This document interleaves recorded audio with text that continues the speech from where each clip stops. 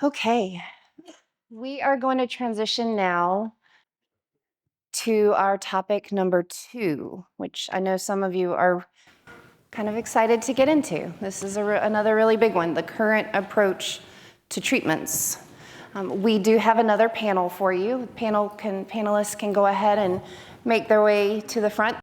First, we're going to hear from Brandon for our content around pre-symptomatic, living with pre-symptomatic HD. Your time, our time here is so valuable, and that's really what I'm here to talk about. My name is Brandon Corey. I'm 28 years old, working as an electrical engineer in Milwaukee, Wisconsin. I like sports, the outdoors, and I have a passion for music, especially classic rock. I play the guitar and a few other instruments. I'm recently married to the love of my life, and we are just beginning to plan for our family. I also have Huntington's disease. 3 years ago, I tested positive for the genetic mutation that causes the disease. At this time, I have not experienced the onset of symptoms, but it's not a question of if, it is a question of when. Quickly after my genetic testing, I did what was natural and did hours, probably days of research online and elsewhere. Well, the small local Huntington's community is incredible when it comes to formal pharmaceutical treatments backed by data. There are none.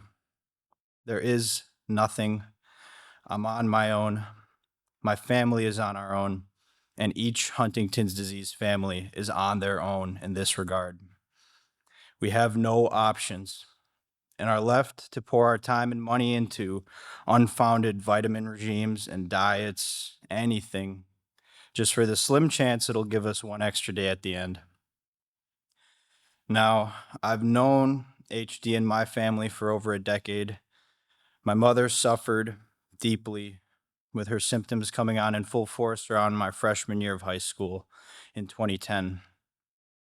She was treated for the chorea, jerky motions, anxiety, and depression. It did help some, but often minimally and at the expense of her awareness and engagement in the world. Absolutely nothing that slowed the progression. She fought for 5 hard years before she lost her battle to HD. I'm confident that with better treatment options, I would have had at least another day with her. Of course, we try to stay positive, and modern research is exciting, but it is not ready, and it is certainly not accessible to those who need it the most. The need for treatment still exists, stronger than ever, and the lack of options leaves individuals like my mom, like me, helpless. We are forced to sit idle, knowing this disease is progressing silently within us without any way to intervene. The emotional and psychological toll is grueling, not only for us, but especially for our families and loved ones. Our time here on this planet is actually not valuable, it is invaluable. It's also very rare to have a chance to pitch your struggles to those who need to hear it the most. So I proceed. I urge anybody who is listening and capable to prioritize and expedite the development and approval of treatments for Huntington's disease. We need your support against this relentless condition to give us a fighting chance to ensure that future generations do not have to face the same despair. With your help, we can turn the tide. Thank you.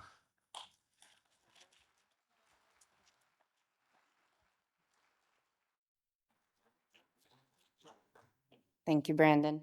And for those interested, Brandon is in a punk band and is soon to release music. So if you want to get a little taste, you can see him after the session. Our next panelist was not able to join us today, unfortunately, but was able to record a video for us. So we're gonna see Ryan.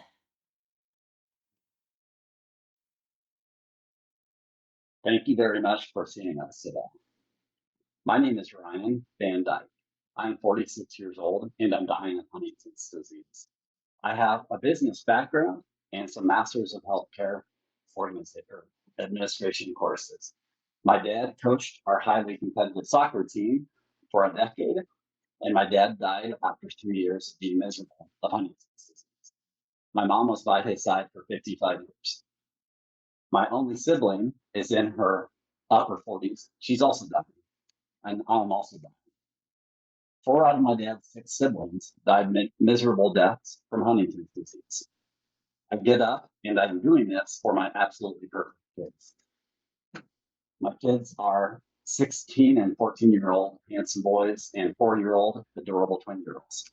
I have all the normal challenges normal parents have, but I have the worst illness known to mankind.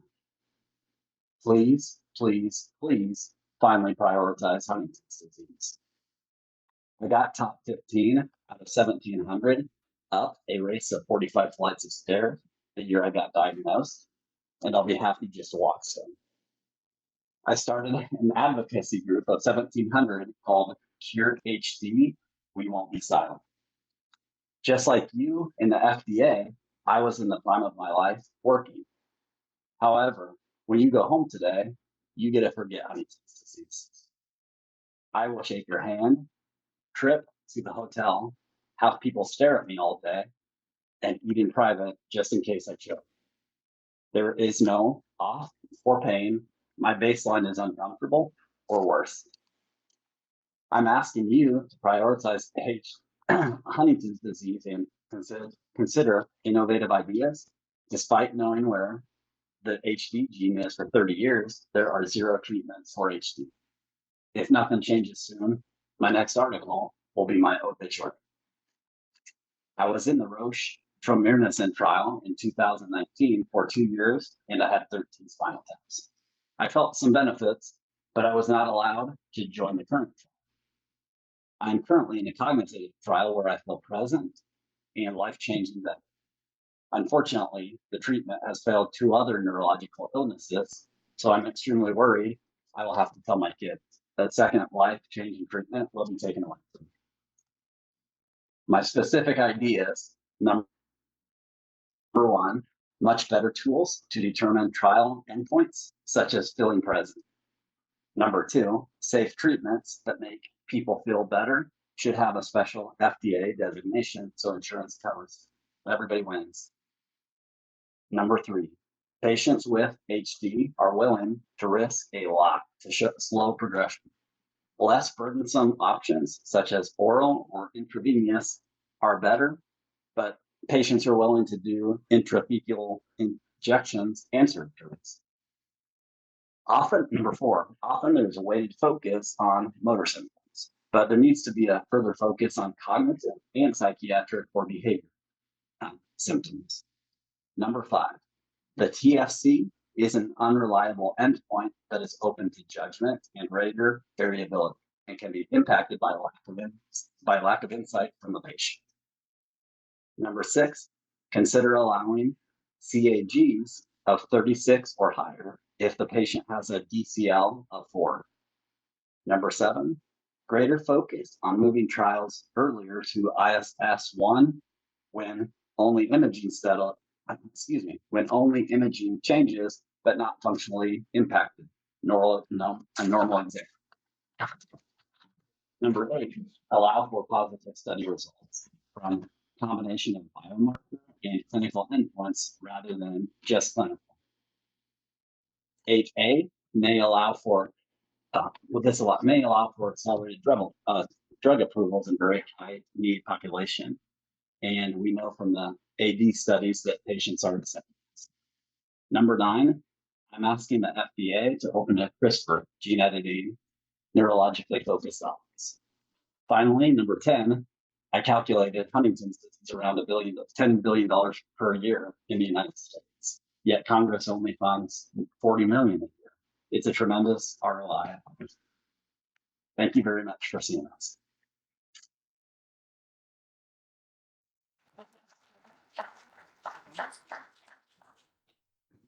Ryan was representing the early stage HD conversation for us, and we really appreciate him wearing his best shirt for the video special occasion. We are now going to hear from Nathan representing the mid-stage lived experience with HD. Again, my name is Heather Thurgood Wilmoth. I'm Nathan's wife, and I'll be reading his statement for him. My name is Nathan Wilmoth. I am 46 years old, and I have a CAG of 46. Huntington's disease has been in my life all of my life. I inherited the disease from my mom. By the time I was 5 years old, my mother was placed in a nursing home. My sister and I went to live with family members so my dad could work to be able to pay for my mom's care. By age 11, my mom would pass away, but the worry about myself or my brother and sister inheriting the disease would always be there. I was a diesel mechanic when I was diagnosed at age 38. We've recently found out that my oldest child, Gabrielle, who will turn 19 on Friday, is gene positive with a CAG of 54. My youngest child, Hayden, is 9 years old and at risk. Huntington's disease has impacted my whole life and has become my life as well as my wife Heather's life. We openly share our family journey with Huntington's disease to spread awareness because we believe that with awareness comes funding, with funding comes research, and with research comes hope for a treatment or even better, a cure. I'm considered in the middle of mid-stage Huntington's. I cannot walk without help. I cannot talk without difficulty being understood, and I must have help in every aspect of life. However, I may have Huntington's, but Huntington's does not have me, nor my will to fight this disease. There is still time to stop the progression of my disease. If my Huntington's never got any worse than what it is at this moment, my family and I would be happy. If my children and the children of other HD patients had the chance to never have a moment of HD symptoms, we would be happy. But the feeling that we get is even though we haven't given up on the medical community, we feel like the medical community is giving up on me and many more like me. Those of us who are further progressed into the disease, those who require a lot of help, those who have difficulty speaking, eating, bathing, and so on. I'm here to tell you and anyone that will listen, I still have quality of life. I still have a family that loves me and wants me to be with them. We try to live our lives positively. Everyone comments on my wife's dedication and my smile as being the things they remember most about us. If I and my family are willing to go to whatever lengths it takes to help me and others like me, then you should too. If I haven't given up, then why should you? If we have and still are willing to travel to wherever we could find treatment, why shouldn't you be willing to help us get that treatment? The medical community is to protect all, yet many of us feel like we're being given up on because of the progression of our disease. We're still fighting, and we ask that you help us fight. To be able to see my son and daughter both get married and have families and not have the fear of symptoms or inheriting HD. To grow older with my wife. I would love to have a treatment that would give me back my abilities that I have lost, but I understand that some of those things may not be attainable. I just don't want to get worse. And I and my family are begging you to help us so that our children and other children don't have to go through what we are going through, what those who came before us went through. We just want to keep the quality of life we have without losing more. We know what happens when we do nothing, and we just want a chance to fight. We're not giving up, and we ask that you not give up on us. Thank you for this opportunity to let us share our story.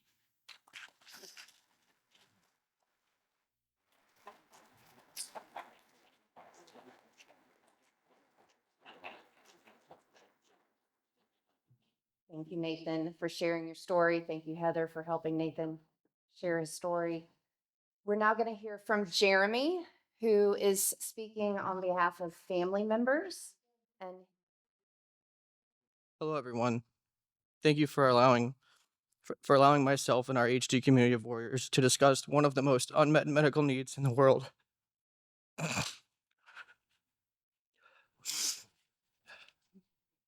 My name is Jeremy Renz, and I'm the husband, son-in-law, grandson-in-law of Huntington's disease victims. On July 31st, 2024, my wife Shelby Renz tested positive for Huntington's disease. As you can imagine, our entire world stopped. The feeling of hopelessness, fear, sadness, and anxiety has flooded our lives since then. I don't think we have any more tears to cry. Shelby's the bravest and most kind soul I've ever met. She's the love of my life. I've forever pledged to be her advocate, as we are absolutely sick of being victims of HD. On August 1st, 2024, we decided to get to work in our HD community, future family planning and research.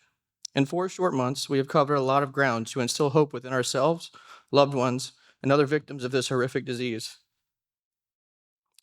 When I was asked to speak about the treatment topic of the disease, I felt honored to speak about our second and third full-time job. All we want, and all we've ever wanted out of our HD life, is to have a chance to have a family, and invest in ourselves as well as our future together. Every single day, Shelby wakes up before work, she lifts weights, she does strenuous aerobic exercises.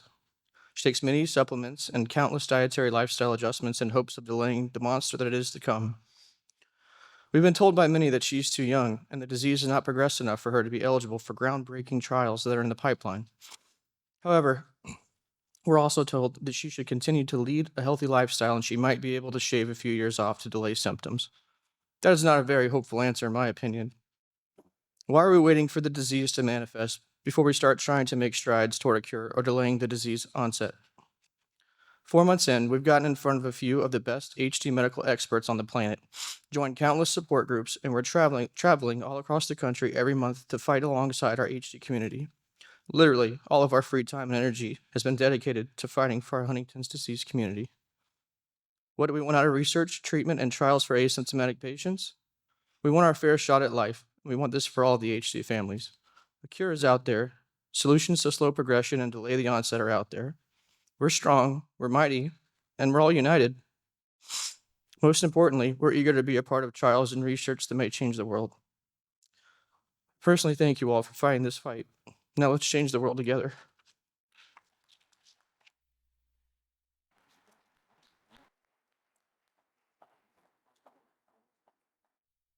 Thank you so much to our panel. Another time for deep breath. You did amazing, and you've given us a lot to now lead into a second round of discussion. I'm going to allow you guys to head back to your seats, take your time, and everyone else, we're going to get into our conversation. Hold on. Okay. You know the drill. We're going to have the 3 conversations. This is our second topic around current approaches to treatment. We are going to start again with our pre-symptomatic community, living with pre-symptomatic, family members of people living with pre-symptomatic, or if you are at a later stage, remembering any observations you wanted to share from that period of time. Okay. We do have a new set of questions, though. That's exciting, right? We'll go ahead and move to question 1. What are you currently doing to help treat your HD symptoms? This can include, this can include medicines, but it can include holistic, it can include activities, it can include talking to yourself, it can include whatever is working. Again, we're the lived experience versus just clinical. So open that up for you. We have our first comment at the front while everyone's gathering their thoughts. Great. Hi, what I do to treat my symptoms, first I take Xenazine every 12 hours, and I take a bunch of other drugs for symptoms that deal with anxiety, depression. I also take vitamin supplements. I take medical cannabis pills, and I'm proud of it. And what I do is I also do mindfulness, yoga, meditation. I see a psychiatrist, a psychologist. I have a neurologist, an occupational therapist, a physical therapist, yeah, and I basically work on my sleep. I have a really good sleep regimen that I practice every day. Awesome. Thank you. She's right there. Yeah. We've got one in the corner. Yes. After reading through my list, I realized I feel like people in pre-symptomatic are trying to do as much as possible to treat anything that our future looks like, even though we don't know what our future looks like. So I'm like, wow, this is a lot of stuff. But I personally try to follow a holistic lifestyle. Before I got diagnosed with Huntington's, I was diagnosed with lupus and Hashimoto's, which is a thyroid condition. So I was on this path to help that first. So I just want to call that out. But diet modification for IBS, no gluten, modified food products, oils, corn, soy, no caffeine, no alcohol. That's for my autoimmune, but it has helped tremendously. I try to avoid pharmaceutical meds due to my thyroids, herbal remedies, teas, essential oils, organic stuff. Exercise and strength training on a daily basis, whether that be Pilates, walking, massages. I will add that in there because it really does help. Support groups, and I wanted to add in the cognitive and communication exercises. Like Sudoku has been a really big part of my life. I used to be able to do crazy math in my head all up to college, and then all of a sudden, like, I can't even add basic numbers on a finance sheet at work. So I try to do stuff like that just to get my mind going every day. So the stuff that I do. It's a great list. Thank you. And thank you for the context. It's important. Yeah. Yes, back here. I'm just a caretaker with pre-symptomatic, but I just wanted to give the caretaker's perspective too. I'm taking sertraline, I'm taking Focalin for ADHD, I'm taking blood pressure medication. I'm trying to run every day. Just kind of eat healthy and just try to prepare myself for the future too. We have a young kid too, so I'm trying to keep her in mind as well. So just to give the perspective on the caretaker side, just wanted to. Nice. And you're not just a caretaker. But I understand your point. Yes. Go ahead. So my wife is nearing the end of middle stage here. From the beginning, when she was pre-symptomatic to when she was tested, my wife was taking creatine and blueberry IQ. And we still take that because she thinks it's doing well. And in her mind, she doesn't even have HD, even though we are going to stop the pills pretty soon because I don't know if there's any benefit to it. But there is one thing that she takes that makes her happier than anything. And for those of you who put together programs like this where we're back at home, and you should have it out here right now, is chocolate. I kid you not, chocolate therapy goes a long way to making her, and I'm guessing you guys, happy as well. Thank you. Let's hear from online. Yes. So I think one comment that just came in that sort of sums up everyone's: being pre-symptomatic, there are no medical treatments for me right now, so I'm doing everything I can to slow my inevitable decline. This includes practicing mindfulness, eating healthier, drinking more water, restricting alcohol, getting frequent exercise in, getting better sleep, working at a job that I love while I still can, taking classes, setting new ambitious goals, and deepening relationships with family and friends. Wonderful. Go ahead. Hi. So these are things I haven't heard before, but when I started seeing a neurologist in the very early symptoms, he says that things that happen to us affect our muscles, eyes, arms, legs. So the doctor gave me exercises to work on specific muscles so that eye movement and gait issues happen later because those muscles are now stronger. So knowing that I might have issues down the road, or knowing that maybe like we could share that with young people, because neither of my brothers knew it. And I come from a generation, like 85 people in the last 5 years have died. So if I didn't know it, I'm willing to bet a lot of other people don't. Yeah. Great. Thank you. We have others. We are in the pre-symptomatic conversation around what are you currently doing to treat symptoms? Any additional input? No. Is that because it's pre-symptomatic and you're just waiting and seeing?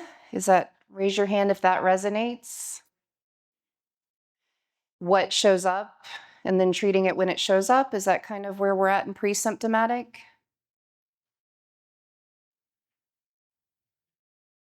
There's nothing or other things that people have mentioned they're doing. Right here? Yeah, go ahead. No, the lady in the black sweater right there. Yeah. I think you're correct in that there's no drug to take, right? There's no prescription. But for me, I think controlling what I can, so my mental health and taking drugs to help with anxiety is huge, really managing my sleep, so melatonin to help with that, and then preparing for what we inevitably know will come. So trying to build muscle, trying to eat more protein, just leading a generally healthy lifestyle, something everyone should be doing anyways. But especially with HD, I think leading a healthier lifestyle earlier on and building healthy habits will help later on with the disease. Okay, thanks. And the lady in the back. As a mother-in-law, I have a lot of opinions and a lot of ideas, and I want my son-in-law to do all of those things, but yet it's also extremely overwhelming. Yeah. To have a list of 14,000 things. Oh, this pillar, that diet, or I'll teach you yoga. And so we, as caregivers and family, do need to step back and allow them to make their own choices and then support them and encourage them when they make those right choices, because I am not in your shoes. I don't know how that feels, but letting, as a caregiver, whatever he decides to do or doesn't do, that we're here to support that. Mm-hmm. And if he's looking for options, he can always text me and I'll be happy to give him some because I love him. How do you decide when to push, when to pull back? I'm not very good at pulling back. Which is why I asked, how do you? Right. So, but I'm we all getting can better and just letting them make their own choices because they are adults. But I have to get better at it. So it's a work in progress, you say. Okay. Yes, ma'am. So when I was still in the at-risk category and in my like mid-20s or so, I very intentionally chose to pursue like a vegan vegetarian diet. Made sure, like I've heard everyone say, like incorporate exercise, and for me, that was kickboxing, like a fitness kickboxing, where you Nice. just get to hit stuff. Mm-hmm. And just on a mental health side of things, hitting stuff was really great. And that was also my therapy through the testing process. Is I went to kickboxing a lot when I got my results in. So having an outlet like that to just go and let loose has been very helpful as well. Right. Any other kickboxers in the room? I saw a few get excited there. Just breakers in the room. Things you just want to break something. Okay. We are going to move on to our next question. There's nothing online that you wanted to share for that one, correct? Okay. Our next question, how has your treatment regimen changed over time and why? Again, we are in the pre-symptomatic phase. As a reminder, we will ask the same questions in every phase, which is why some questions may feel a little weird in the pre-symptomatic phase. But if you think of something that has changed over time and why in pre-symptomatic, let us know.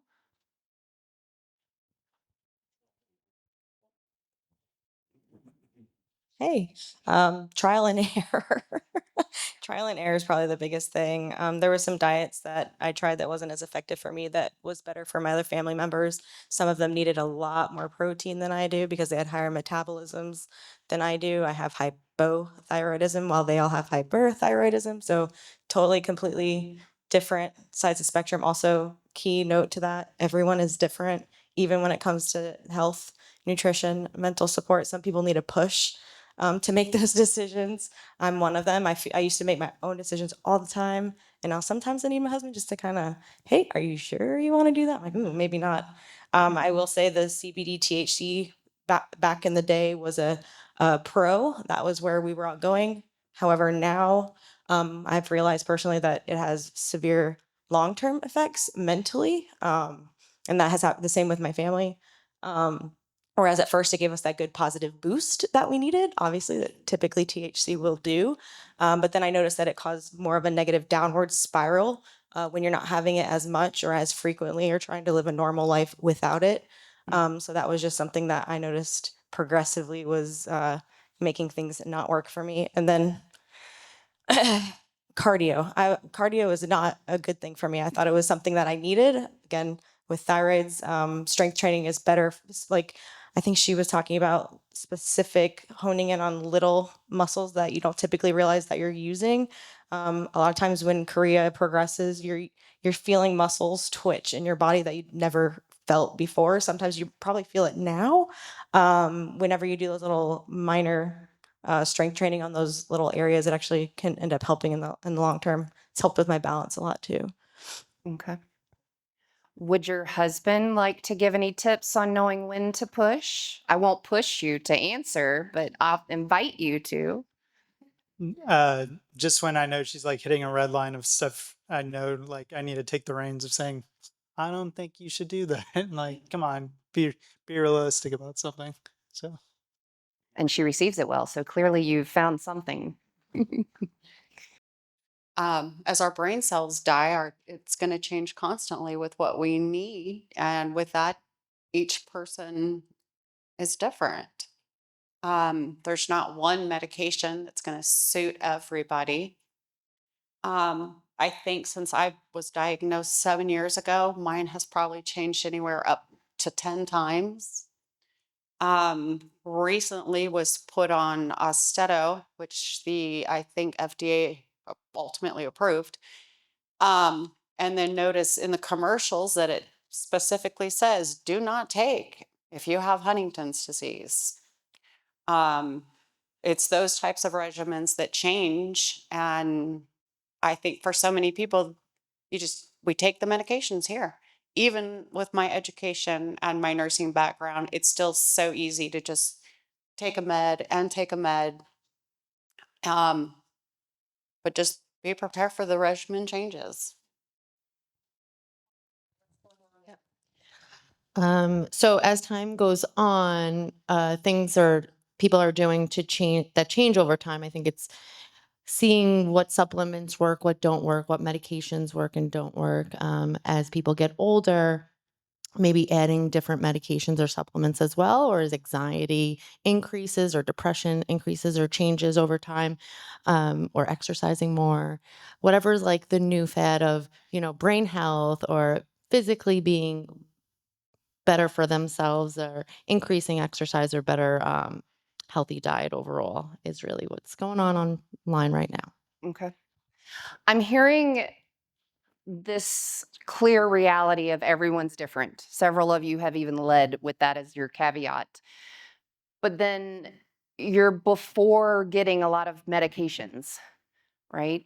How are you deciding what sources to get your information from of what to try through the trial and error process?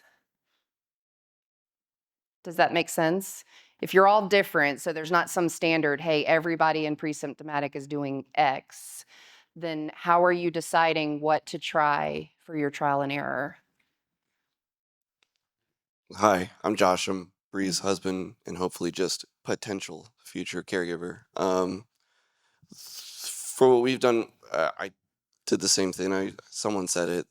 Their reaction to the disease was to dive into studies and what to do. So that's kind of how we found what to do. When we were gonna have a child, her supplements already had biotin and thiamine in it, and I saw a trial they were gonna do in France with a high volume of that. So we're going to go with that. The vegan diet, eating healthy, clean, and the exercising. I've seen studies for physical therapy helping, and that was essentially what she was doing. So yeah, that's basically I was looking at studies. That's that's what I look for. I look for data and science on it. So. And where are you finding those studies? I do news grabs. I use Google to hunt down the actual published papers. Okay. That's basically how I go for it. Great. Thank you. Or I use one of the HD groups. Nice plug. I appreciate it. Sorry. Let's get her first. Mine's super quick. It's kind of a follow up on the question you were asking of Yeah. the source of information. And I think it touches on, I think I mentioned in the last section that for pre-symptomatic, there isn't really a recommended Right. regimen, right? And I know everyone does have various experiences, but it would be very helpful to have a set of guidance of official kind of stamp of approval. Hey, this is what we actually believe in, does work. It doesn't have to guarantee that it works, but whether it's supplements or lifestyle choices, because I think there's a lot of information and misinformation on the Exactly. internet. And so I think everyone's doing their own research. Right. And in this phase of the disease, it would be very helpful to have what we think could help the damage we know is being done, but we might not have symptoms yet. Okay. Thank you. We'll wrap up with you. I wanted to say that I get treated at the Cleveland Clinic. So I follow through with the HD Center of Excellence at the Cleveland Clinic. I also look at things that are published from the Cleveland Clinic or the Mayo Clinic. Mhm. You know, I use those places as authorities, cited authorities that, you know, for my data. And I will go, you know, run it by my doctors before I try anything new. Great. Thank you. Thank you. We will move to the next question. How well does your current treatment regime treat the most significant symptoms of HD that you experience? Think back to the specific activities that you've identified as being really important to you. How well does what you're trying as a treatment regime help with those things? Well, I don't know that anybody can answer it because you're pre-symptomatic. Again, I hate that term, but probably antidepressants is about the only thing you can take to help, other than what everybody else has said they've been doing. Is just, you know, you read and you exercise and take vitamins. There's nothing else you can do, and that's what's the reason I came here was mainly because of the frustration that I've had over the last 10, 15 years of knowing that there's a ticking time bomb in my head and there's not a damn thing I can really do about it. You can't stop it. So, you know, a lot of people say they want a healthy lifestyles. Well, I said, screw it. I'm going to, that's probably not the right thing to do, but. We'll put that on a t-shirt too, no worries. Fair balance, fair balance. Well, and I talked about licking bourbon. So, you know, Yeah. you know, I exercise. I mean, I bike ride a lot. And that's even getting to be more difficult as bones start to, or muscles don't work as well. But yeah, it's just, I'm sure everybody can concur. It's just real damn frustrating Right. at that early stage of saying nothing you can do. And there wasn't, you know, I mean, I took, you know, you take vitamins and minerals and, I did one like with HD. I know when I first got the HD Society, you have you have that chat group that used to be pretty active. And now it seems like it's not maintained. But I mean, I used to get a lot of information from that. You go on, you see what people were taking, what supplements they were taking, and you would try all those. And it'd be nice to see that, somebody in charge of that to keep it active. That's great feedback. Brittany? You kind of stole the word out of my mouth. I think the big thing that comes up for me here is frustration, right? Like, I think as somebody who is motivated and wants to do things, and I know I have this coming, I know it's in my future, I want to do what I can, but there's no formal guidance. There's no really clear, this is what we as the community recommend, the people who know about it. There's no way for us to monitor because we're not doing a lot of early testing other than do you have the gene or not. So we're not really given much other than eat well, exercise, and take care of yourself, which is what we tell everyone anyway. And maybe it'll make a difference, but we're never really going to know because we're not testing to see if that actually delays onset. So I think frustration is a piece here because we can't tell if it's working because we're not getting that information. But equal to your comment, frustration is a clear theme, but you're also giving the insight that testing would be something that helps you feel more confident in things if you can measure or test for the if things there's a change. Before our symptoms are showing externally. Like if we, do more proactive testing to monitor things over time, 100%, I'd be first on line. Yeah. Thank you. Online. What's going on? So to actually piggyback off that comment and statement, there's a lot saying that we don't have any treatment to manage any kind of like what we know is symptoms or in that pre-symptomatic group. So we all hope that this is helping right now, right? And it's really just having some sense of control in a very uncontrollable situation.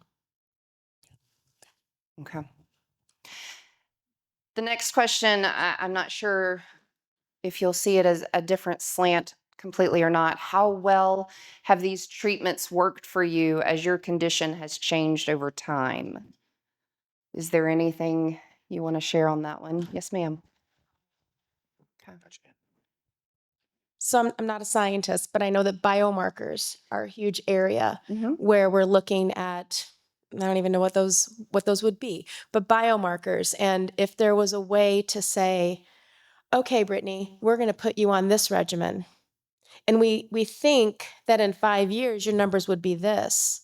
But now yours aren't. So we know that that works, or we know that that doesn't work. And I know this may all just be pie in the sky sort of thing. But yet I think as humans, we want to do something. You have to feel like you're doing something to take that power. And so I hope that someone can come up with something like that, whether it's Cleveland Clinic or whatever, that just says these minerals work and getting seed oils out of your diet. And it's okay to eat the red meat and it's okay to eat the cake once in a while, but kickboxing, absolutely. And I love that idea, whoever said that. It's good for caregivers too. Yeah, for sure. And never be scared of the pie in the sky, right? Everything that's made a big difference was at some point a pie in the sky, even though that's standard now. So I know dreaming can be scary, but it's good to bring it up. Don't pull back. Okay, anything? Oh, yes. Go ahead. Just to kind of say something for the reduced penetrance group. Okay. Treatments that are effective pre-symptomatic would still need to be not harmful if you ever didn't develop or it took a while to develop it or whatever it is because of the difference in time when symptoms actually end up being diagnosed and all that kind of stuff. So the treatment options we'd want to look for something that isn't going to adversely affect you if it's not as quick or, later on than you expected. Great point. I think we had the example over here, similar to that. Yeah. So then the next question would be, what are the most significant downsides to any current treatments that you're trying, and how does that affect your life? And think about downsides, not necessarily in side effect terms, but downsides like I have to drive 5 hours to go to get something, or I don't have the energy to do kickboxing every week, even though that would have been really great for me, or something like that. Yes. Yeah, so one of the downsides is, just as everybody's been saying, we don't qualify even for cognitive tests, trials until we're lower on I forget the scale. What's the scale? Say it again. CFC. So a number of us know. I know I'm 10 to 20 points down. I know it. I can tell I track how fast I can do certain things and puzzles I can and can't do anymore. I know I'm down, but right now we don't qualify even for the existing trials until that. And I know and obviously in those trials there's more detailed analysis or testing. I watch it all the time with all my sisters and my nieces. So I know they're tracking more detailed capabilities. We just can't get into those trials because we aren't bad enough yet. Yeah, great point. Gentleman in the back, yes. No, I got the downside. Thank you. Appreciate you clarifying. I'm just going to speak for the lazy ones in here. It's kind of a pain in the ass. It's like to go to a restaurant and be like, does this have gluten in it? I'm trying to not eat red meat. I'm trying to not do this. I'm trying to do that. It's just a lot of things to keep in mind and take care of, especially when you're talking about a disease that is hindering that aspect of your life. It's a lot of work, and the constant changing up of different regimens, different treatment things, and the lack of a solution leads to doubting yourself and then trying something new, it becomes this cycle of just like, again, we're going to try this again. So Yeah.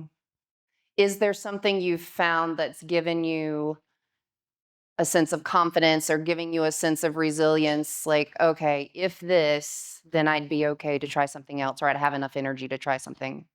well, I think someone mentioned too, just like the things that we know are, common sense of like how to live a healthy life, like exercise and eat well. Like those are things that have, continued to maintain and made it easier to kind of try new things. But when you start branching off into like different sorts of like, I don't know if it's gluten or not, maybe I should try that. That's when it starts to kind of take a toll and become hard to keep track of. So the more standard generic health kicks, you feel Those are confident easier enough to to, maintain. those are easier to feel do. those are- Okay. I mean, at least for me, but I want to say like everyone's right. Everyone is different. So Yep. like, what Okay. I'll let you get off your knee. I know that was, appreciate it. So I tested positive 19 years ago, which is crazy to me. And through all of those years, participated in observational studies, everything that I possibly can. And the biggest downside to being pre-symptomatic is being told that you're too healthy to participate in a clinical trial, and not get it into the brain as early as you need to. It can be devastating to be told that because, basically you're told to wait until you have developed symptoms and then, oh, wait, it's too late. So, I think that's one of the most significant downsides is that pre-symptomatic, you can't participate in anything. There's nothing for us. We have a death sentence. That is the reality of it today, is that we have a death sentence and we're not only not able to participate, but we don't even have the option. We're not even given the choice. Are you informed as to when that switches? Because you No. said it's too early, but then it's too late. Yeah. Is there no signal in between that helps you know, okay, when you would be eligible? It really depends on the study, on the clinical trial, because they each have their own criteria and have algorithms. And if you're lucky enough to have a clinical trial coordinator who keeps up with you and actually contacts you when something becomes available, then maybe, but that does not happen for the majority of us. Is that the most effective if there's a really amazing clinical trial? Yes, you want to have a good site or a good clinical trial Yeah. coordinator who's going to stay on top of it. I see a lot of heads nodding. Is there other experience to that point, right? Hand raise, clinical trial coordinators that have been really helpful? Yeah, okay. Is there any other signal that anyone's finding that alerts you to when you can have access to a trial other than a coordinator? Hold on one second. I'm hearing your doctor. Right, not all of them, not all of the neurologist's office. Well, it's not just Center of Excellence, it's like other locations too. But a lot of times, like clinical trial coordinators. Well, and for us, the pre-symptomatic, we don't go to the neurologists, right? So, it's a very. I was told when I went to the neurologist that there was no reason for me to be there because I didn't have movements. So that's my experience. I go to the Center of I go to the Center of Excellence, and we were talking about, I wonder what they label it under, and I'm pretty sure they label it under anxiety or depression. I don't know, but I go every 6 months, and then they tell me, how about this time 90 days? You're not looking so good. And they say 6 months. Yeah. I was told. Okay. I was told. Yeah. Have movement, so I didn't need to be there. Good perspective. Yeah, and Enroll HD, by the way, is an every year. I'm doing mine Friday, but if you're in Enroll HD, you have to see that every year too. Yeah. Okay. Yes. In terms of where to go, HDSA has Trial Finder, which is a great tool just to find out what trials are available, where, and what the requirements are to participate. And that's something you proactively look at, or is there an alert system that tells you proactively look for that? Okay. We have somebody in the back left over there, if we can. Sorry, I lost my spot. I just wanted to add, as far as these, trial finder and things like that. It's not easy for the layperson to go and even if they can find the information, to understand the information. I have a technical background. I've got a couple of different backgrounds, and sometimes the language is even hard for me with the college education. So if you want people to participate in trials, they have to be able to understand why they should, what's the benefit to them. And it's not going to happen if we're using words even like biomarker, right? What does that mean to the average person on the street? And you're going to miss a huge group of people. They might not know how to find these resources, and even if they could, they're not going to understand the language. Yeah.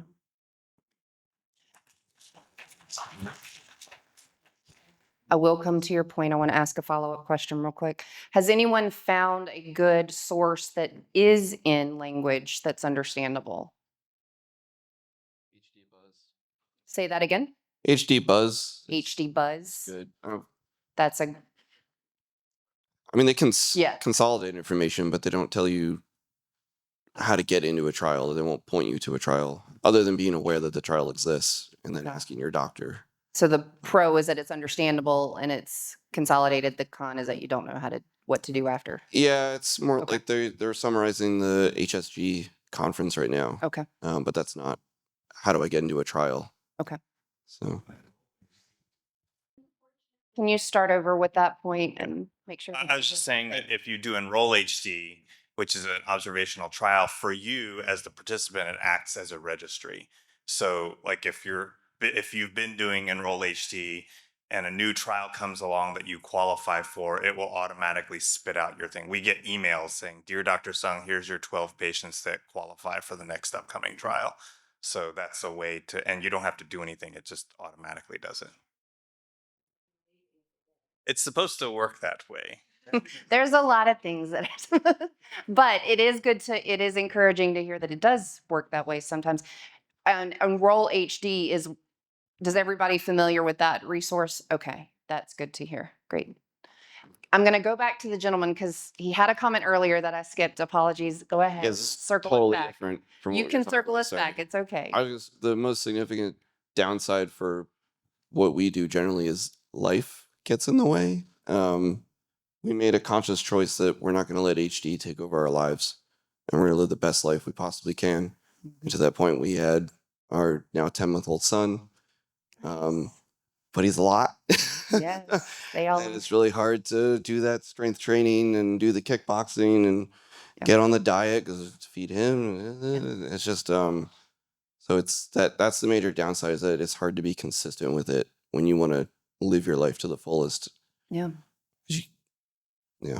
Well, we appreciate when you're making that choice that coming here made the list. So thank you for contributing that. Yes, go ahead. You. I found that Trial Finder will tell you where the clinics are that are conducting the trials. But if your treating clinic doesn't have that trial, you have to elect to go to that other clinic that may be in California, may be in Massachusetts. And for my wife, she's older and she's at the point where she can't just pick up and go to Massachusetts to do their interview and get all the trials set up. And then even follow up, she can't travel. So it's good for younger people that are able to travel and do all that, but it's not a solution for us. The other thing Dr. Sung talked about enroll. My wife is in enroll, but after a year you have to go back and do another interview process. Mm-hmm. And if you can't travel, then they drop you out. So she enrolls good for a year. But it would be nice, and I talked to Enroll about this over at Cincinnati. I said, can't you do telehealth for the second visit? And maybe she can stay in it and you can use her valuable information, as well as give her the access to the trials that may help. And they said they're working on it. I guess it's dawned on them that maybe some patients can't travel 400 miles to go interview again. Thank you, Dave. Okay, we'll take our last comment in the back. You're good? Online. Let us know what's going on there. So one of the significant downsides I think that we've touched upon, but being healthy, living a healthy lifestyle is great, but time comes into play. Not everybody has that time. A lot of people don't have the financial means to also afford a healthy lifestyle. Like supplements cost money, right? Exercise isn't as easy as it just is like exercise and diet. Another thing that I think not everybody has a Dr. Victor song that's accessible to them. The people in this room are lucky to be here. People online are lucky to be online and know of some resources, but the people that aren't here and don't have access to trusted providers to feel safe there is important to identify. That's great points. Thank you. Yeah.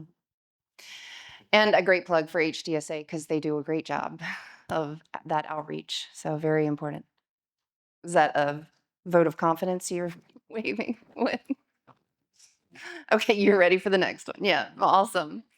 Okay, we are moving on to question number 6 with enthusiasm. Earlier today, think about the things you discussed when you talked about how HD has impacted your life from the lived experience and the specific activities that you mentioned that have been impacted there. Short of a cure, what specific things or activities are the most important to you to retain as long as possible?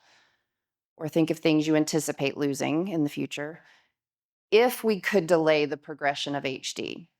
So we're not asking about symptoms. We're asking about the things or activities that you could keep in your life or be able to continue to do. And we want to start with the gentleman in the back. Okay. Stood up and everything for us. Yes. First time. Awesome. My lovely wife here said that the FDA doesn't want to hear a lot of stories sometimes, but I don't always listen to my wife. So I'm gonna tell a little story. Okay, she doesn't listen either, so it's And in my adult life, there's been 2 really, really dark days. The first one was when she was pregnant with my son, found out that she had Hodgkin's lymphoma. So we hugged, we cried, we tackled it. Boom, chemo, radiation, chemo, boom. She's been completely clear, 100% for over 25 years now. Woo! My son, who is a preemie, now goes about 270, was powerlifting in high school football, so that didn't affect him at all whatsoever. Nice. The second one is my son-in-law, and he's already said his name, so it's Brandon. And I think it's important that you put a name to this for the FDA and everybody above. And the day that he got diagnosed was a really dark day for me because they met their doctor virtually at 9:30, and then they were coming to our house. Well, they didn't come to our house until 11 o'clock. So to me, that was like, it doesn't take an hour to say you're fine. And that hit very, very hard. So everything's great. I'm 56. I feel like I've lived a really good life at this point. I want him to get to that and longer. And he's passionate about music and guitars, fishing, everything. And if that statistic of in the next 10 years that there is something for that cure, which I wholly believe, and that's what keeps me positive, I think that he'll only be 38 then. So this should be a no-brainer to take care of this. So my ask for the FDA is, I don't want him to have to wait. I want him to get it sooner so that when he's 56 like me, he can teach his kid how to fish, play guitar with them, jam out with that too. That's important. That's what keeps me positive for him. It's awesome. Thank you for sharing.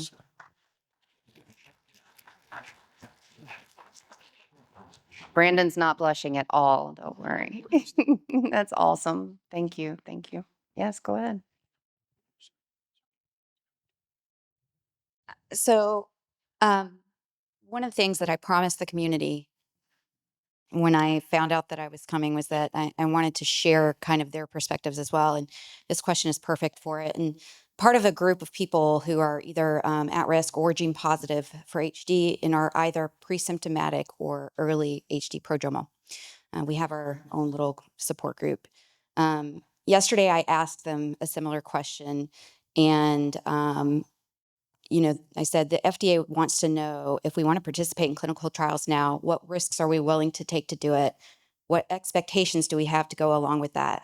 Does it have to be a cure before we are willing to take the risks associated with participating in clinical trials?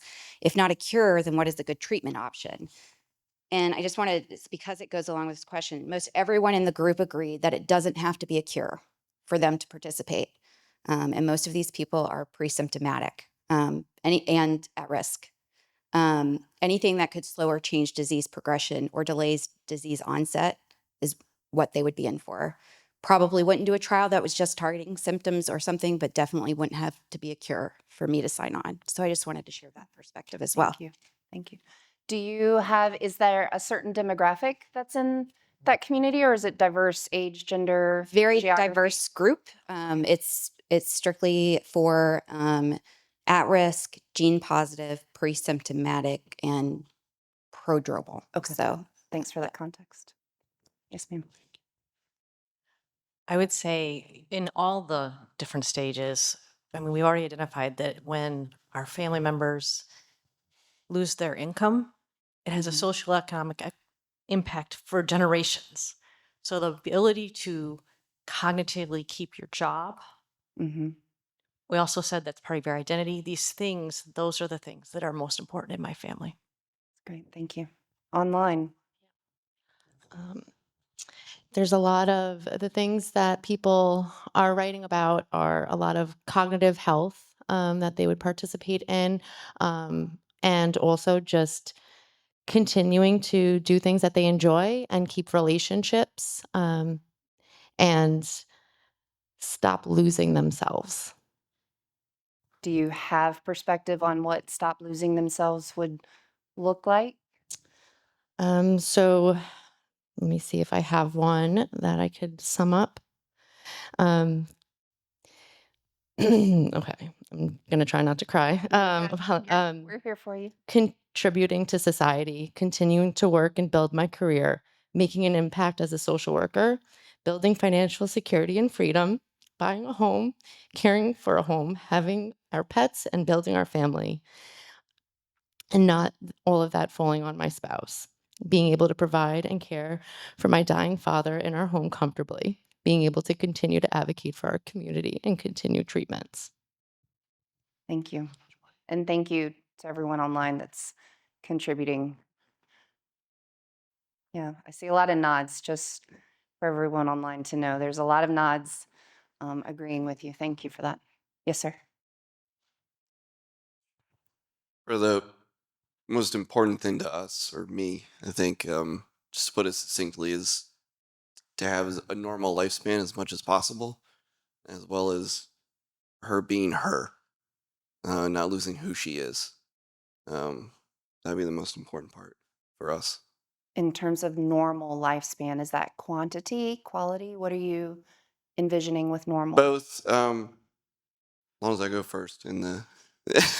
when You we're going old. first is what normal? Okay. In our mids to 80s, you know, and we're gonna be old at that point anyway. We're gonna have stuff wrong with us, but Yeah. and It's all perspective. Isn't yeah. it? Great. Since we're younger, that's our perspective on it, so. Great. Thank you for that. Okay. Oh, yes. I've been thinking of this is how it's changed for me is, I don't know if it's anybody else in the same situation, but being at one time self-employed and running my own business, very few people know that I have it because I couldn't tell people because who wants to hire an attorney that's got something screwed up in the brain? So since there's a lack of knowledge out there of Huntington's disease, since it is rare, people don't know about it. When you do tell them you have it, they have no idea what it is. But yet you don't want them to know it because if they go, the lady said about dating, you know, if they go and Google it, they'll say, oh my Right. God, this is, you know, freaking weird. So I think that's, you know, it's changed for me. Now I can, you know, quote, come out of the closet and get involved because it doesn't matter anymore because I'm retired. But, you know, that's something that was difficult being pre-symptomatic, trying to carry. I imagine just running in any, even if you're working in a big business, you don't want your colleagues to know that you're struggling because then you're whoever's in charge of your job is going to say, well, wait a minute, it's just a matter of time. So if they're an at-will employee, nice knowing you, see you later. Yeah. So I think everybody has to kind of live, at least at the pre-symptom stage, in that cloud. That's got to be difficult, I think, for everybody. So is the most important piece to that, you want to be able to go longer without anyone knowing, or you want them to know more so that you can have a conversation and not be judged against I it? think the most important, right? I'm sorry, I The didn't latter part. express that properly, right? Okay. So getting back to this question, right? The most important part, I think, for pre-symptom situations would be just more education, Okay. and that let the public know that you have a long time before anything's going to happen, and you can live a full life for who knows how many years to Yeah. come. Awesome. Thank you. We have in the back, and we'll go from there. Yeah, I was actually going to say something similar. I was saving it for the last question, which was concerns about participating in a clinical trial. Just because, I mean, like that last sentence on there, to protect anonymity, that's kind of like a very telling thing. It's like you live a secret life that you don't tell anyone about. You don't want anyone else to know because you're worried about repercussions about work, worried about familial repercussions, friends leaving, abandonment. And so it's really hard because you feel, like I said, you feel like you're leading a secret life that no one knows about it and they don't understand. Like when she told me that she could, potentially have this, I was naive and dumb. I just like, oh, that's fine. Yeah, it's okay. Yeah. That's fine. And then I read about it, and obviously it didn't change my decision at all. But I became more educated and understood the, the the potential and everything. But I feel like a lot of people don't know, and we're lucky to have a good support system. But I know there's a lot of people there that feel this, hiding, this scarlet letter, this hiding in the closet, this kind of shame in a way too. Right. And then just to, short of a complete cure, I don't think people have mentioned it too, and it's not anything to do with a cure for HD, but I would like to see more prevalent options for PGT IVF. Right now, that's the kind of only thing that people have who want a family plan and raise a family, to have that opportunity without passing this down. So I think I just wanted to give a plug and a shout out for that. I think it's important that that is mentioned here too. It is. Thank you. So, go ahead. That also leads to issues with being able to participate in observational studies and clinical trials, is that fear of your work finding out and discriminating against you. So that leads to other issues when it comes to participating in stuff. When there's so few options anyways, Yes. and then you're scared to take advantage of them. Okay. So if we go to the next slide, it'll show you what the results were from the survey in a similar vein. If treatment could improve your ability to participate in activities, which ones would be most important? Less worrying about the future. Again, remembering this is pre-symptomatic. My life has not been impacted yet. We've got that 32% marker for lucky ones. Maintain family responsibilities, 26.8, and participate in physical activities that I enjoy, 23.9. We are moving to the next question, which builds on this and equally as important. What do you consider to be the most beneficial functional improvements? If you could regain what you've lost or what you anticipate losing, remembering we're in the pre-symptomatic space. So think about the impact and desired improvements you've already discussed in terms of your life, and then what would be functional improvements that would be associated with those. Yes. Hello. I have two things. The mental health's the most important thing for me, just because I don't think there's enough coverage around how important it is for the progression piece. But as far as anticipation goes, and we've talked about this quite a bit, but I think for me, it would be the speech specifically. I've seen my family and all their progressions and how their quality of life is with losing a little bit of each. And I think that becomes the most frustrating one, not being able to get your words across, and not just the speaking portion of it, but the fact that your family is understanding what is coming out, whether it be grunts or whether it be hand gestures, or seemingly irritable conditions when really you're just getting positive words out, because we've seen that as well Yeah. in our family, and they're just making jokes. But that's for me is just communication overall. And I think there's I think there's a lot of drugs around Korea right now. Like for me specifically, everyone's different. I think that would be something like last on my list. More speech therapy and mental health therapy for us. And is it specifically speech? You said communication in general, but is it specifically speech or writing? Not writing specifically, Specifically just verbal communication. communication. I mean, even if I have one of those little buttons I can press, Yeah. you know, to make jokes, ha ha ha, Right. that would make me happy. It would make you It happy? would, That would be yeah. sufficient? Like Okay. just if my husband 50, 60 years Right. down the road can understand what it is I'm trying to get across, can feel like I can comfortably live a life Okay. without that. Gotcha. I thought I saw another hand already, but I'm scanning and losing it. Yes, ma'am, over here. So I have a question for you all. And keep this in mind for number 7 for the other 2 groups, because it's going to be my same question. So as part of our job, we have to have a conversation constantly in our forefront when we're thinking about when we're approaching our neurodegenerative diseases is clinical meaningfulness. And is this change we're seeing impacting your daily life? That's what we want to see. And this is our everyday conversation. I cannot tell you how everyday this conversation is. We know in our neurodegenerative diseases that we hear constantly slow progression, delay onset of symptoms. Maybe I stay in a stage a little longer.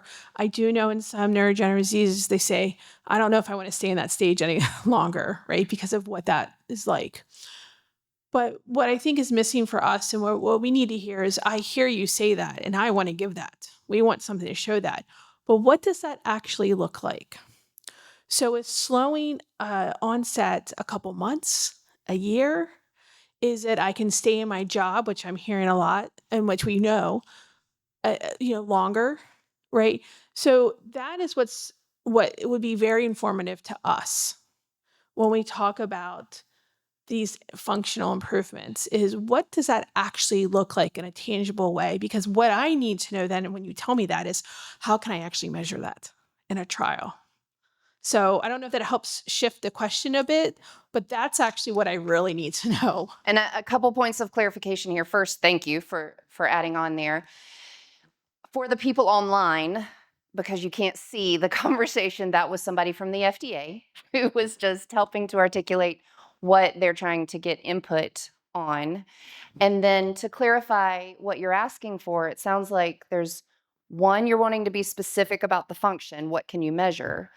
But you also mentioned sort of how much longer when you're talking about longer. Is that as equally important of So, months versus years versus days? I don't want to stress the function to measure because that may be hard. Mhm. I'll think of that as a measurement scientist, and Yeah. my measurement scientist colleagues will think about that, right? We take back. It's Exactly. really that ladder of what would that look like. I have some examples I'm hearing and taking lots of notes on. So maybe focus more on that latter piece of what would that look like. We can take back that and listen and kind of think about how What would to I measure. actually capture that information. Yep. Okay. Very helpful. Thank you. We are right here, right? Yep. Go ahead. I would say that when I think about that, I would think about having a normal life expectancy, specifically being able to live with the median ages for Americans in America here. I'm just speaking from this perspective, being able to have a lifespan that is of average, of the life expectancy for Americans. So for the demographics you would be in, aside from HD, having equal expectancy. Gotcha. I don't know who was next. Okay, thank you. Go ahead.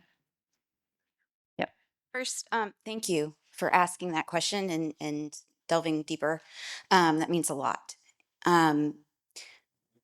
I know personally for me and for others that I've spoken with, um, it's about buying us time, right? So if we could have something that bought us some time to get to the next thing that was going to provide more time or more of a quality of life, then we would take it. And it's about quality of life and not years of life, but the quality of life. Doesn't matter if I have another 5 years if I can't function and be with my family. If I can't go play red light, green light with my kids out in the yard, it doesn't matter. But it matters to me to buy some time, even a year, to get to that thing that will help with that quality of life. So could I get you to clarify? I'm hearing it doesn't matter how much time if I can't XYZ, but I'm also hearing just buy me enough time for there to be improvements down the road. Exactly. Yes, exactly. Oh, I have plenty of stuff. Yeah. So are you basing the amount of time you're asking for on the metric of as long as the research is going to take to improve? As long as I know that I can participate in research following that treatment, then I would participate. Okay. That is my big thing. And the one thing with clinical trials that I always look at is, okay, I will participate, but is it going to keep me from participating in future research? Because if it's not providing significant benefit or a very short period of time and I can't participate in research in the future, then I don't know that I would do it. But if it can buy me a year to get me to the thing that's coming up and I can get into that research next, absolutely. Okay. Second back there. Yeah. Thank you. Thank you. Doctor, I'm glad you asked that question. When I filled out that questionnaire pre-seminar, The survey. yeah, the survey, I remember that being in there, and I had a hard time. I thought about that for a while because I had a hard time answering it because I'm thinking, well, what good is adding a 6 months or a year? So what? Unless it's you, obviously. But listening to what you were saying just really triggered something. I mean, that is, you know, 10, 12 years ago, our son was in college, and they just came out with a terabyte. Well, that was over $1,000 for a terabyte just 10 years ago. I just bought a 2 terabyte thing that's about that big for my camera, for $100. So if you don't start with testing or treatments or whatever, and I don't understand the medical behind it, but if you don't start with that, saying, hey, you know what, we have this drug that looks like it might, work and, slow that progression of the plaque building up. And it might just slow it down a little bit, but, it may not do anything. So it might not be worth the expense or worth the research time. Well, if they said that about the computer chip, we wouldn't be here. They wouldn't be on. We wouldn't be able to have this online because the internet speed was too slow to have a virtual meeting. So imagine everything that's happened in our country, in our lives in the last 15, 20 years has been amazing. And yet we're still at the dial-up stage of Huntington's, where everybody else on a lot of these diseases are on the, the gigabyte, internet speed. Yeah. And that's wrong. Yeah. Fair analogy. Thank you. Okay, I'm going to heads this up. We are at the limit for this question. However, we do see 4. I'm going to try to make up some time, but I'm going to beg if we can be direct to the key takeaway to ask. Okay? I know we've got one over here. Yeah, so I think you asked a question different than everybody's answering it. I think you asked the question of what are the specific things we can test to know that it's working. And so for me, it's things like less falls, fewer chokes per, like I choke on rice every single time I eat it. I'll know if something's helping me swallow better and I don't choke on the rice. If I can do my red, yellow, yellow, yellow, green, red test, if I can do that further on the page than I could the last time I came in, that's definitive. I mean, I watched my sister, well, never mind, before and after drug delivery, and she's different. 15 minutes later, she's different. if falls. My niece Jenny, she falls all the time. She won't stay out of, she won't stop trying to get out of bed. If she didn't, how many times does she go get stitches? I'm sorry. I need to be able to. Okay, yes, I'm sorry. The Yes, clear biomarker, I'm point. going to Yep. say it again. Yep. The biomarker is meaningful to me. And I know biomarker is a bad word for you guys, but they can test how far this is now. No, some people Not don't know a what bad that way. is. So I'm just saying, And if the you have more biomarker. examples, welcome to put them on. Please do put them on the docket. Tell me who was over here. On the idea of having more time, and for me and my family, one of the predominant things that happens is the apathy and the withdrawal. So they're here, but like they're not participating. Like my mom has withdrawn and is not participating. So at this point, I would not for myself want more time at that stage if I don't want to leave my house. And so for me, it's keeping that part of me that wants to interact and wants to be proactive and wants to participate. Okay. Thank you. And 30 seconds rule here. Yeah. Oh, Sorry, right here, the gentleman right here. Who was next? Sorry, if she's next, go ahead. you want me to go? Apologies, yeah. I'm a family member, so just two things quickly. One is while we've been in this meeting, my 23-year-old sent me his healthcare paperwork in case anybody ever needs to take care of healthcare decisions for him, unsolicited. And the fact that a pre-symptomatic early person is thinking about that at the age of 23 just struck me as part of this, is that if we can do anything that allows people earlier to not have to really worry about it. And all the things we talked about earlier this morning, just to put all of that, just anything that allows people to put that aside for a little bit longer. I think my kids also hope for a day when they can live with the disease and treat it like I've heard others say, like HIV is treated today, right? Things like that, where and that's little bits of time in lots of different places, right? That just allow us to say, let's just treat it and live with it instead of feeling like we have to be worried about it every day. Okay. I'll give you the final say and we're moving on after Sure. that. Thank you. The reason why I wanted to say this before the break is because my wife is gene positive, my beautiful wife, and my brilliant daughter is gene positive too.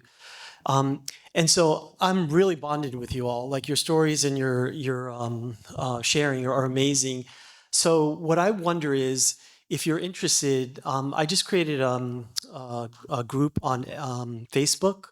It's called FHD, and it's a typo. I meant to type FDA. That's a dad joke. And if you want to share your email with me to be part of this group, so that we can continue this conversation, all the people who are in this room, beyond this, because I'm just thinking that there's a lot of power in this room. And if we could harness that, looking in the same direction, or at the very least, just help each other through everything that we're going through. And I know you belong to a lot of groups, but this is just really special what we're sharing here. So if you're interested, stop by here, share your email so that I can then send you a link to be part of this FHD group. Thank you. Wonderful to see that there's inspired action, right? On all parts, there's inspired action today. So thank you for that. I am making up the time with this last question because you've already covered a lot of it. So I'm just going to put it out there and make sure that we don't have any last big things that you didn't already cover. But the question is around concerns around participating in clinical trials. Again, I need to make up some time. So just think, is there anything you haven't already discussed around clinical trials concerns in the next set? Yeah, pre-symptomatic. Got one over here, and then we'll move on if there's nothing from online. I'll stick to my bullets.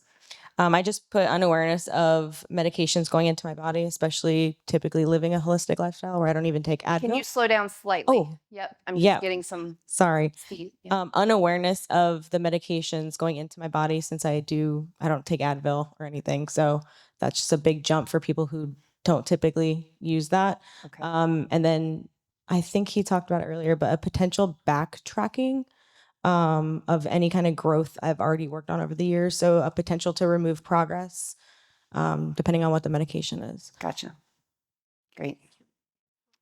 Burning for the clinical trials concern. Go ahead. I guess it bleeds into post-clinical trial as well, especially for pre-symptomatic people. But if you did something like the AMT 130 trial, and then would that stop you from doing something later down the road, like a CRISPR treatment? That Right. would definitely impact our decision. Okay. Something that the physical therapist at the Center of Excellence suggested was dance. So my husband and I started taking ballroom dancing. We continue, and I had to learn to not lead. That's hard. And let him lead, even if his brain isn't thinking the same as mine. I have to wait. So that was, I can see that it makes a difference. It helps coordination, balance. He really doesn't have that many falls. That's And awesome. then the other thing would be he plays music. He plays his musical instruments and he sings. It may not sound good to the common person out there, but he's enjoying it. By a show of hands, who's doing something musically oriented? We've heard music, dance, listening to it. Yes? That's you found particularly helpful. Okay. Okay. Right here. So I was tested. I had a neuropsychiatric test, and I was tested twice.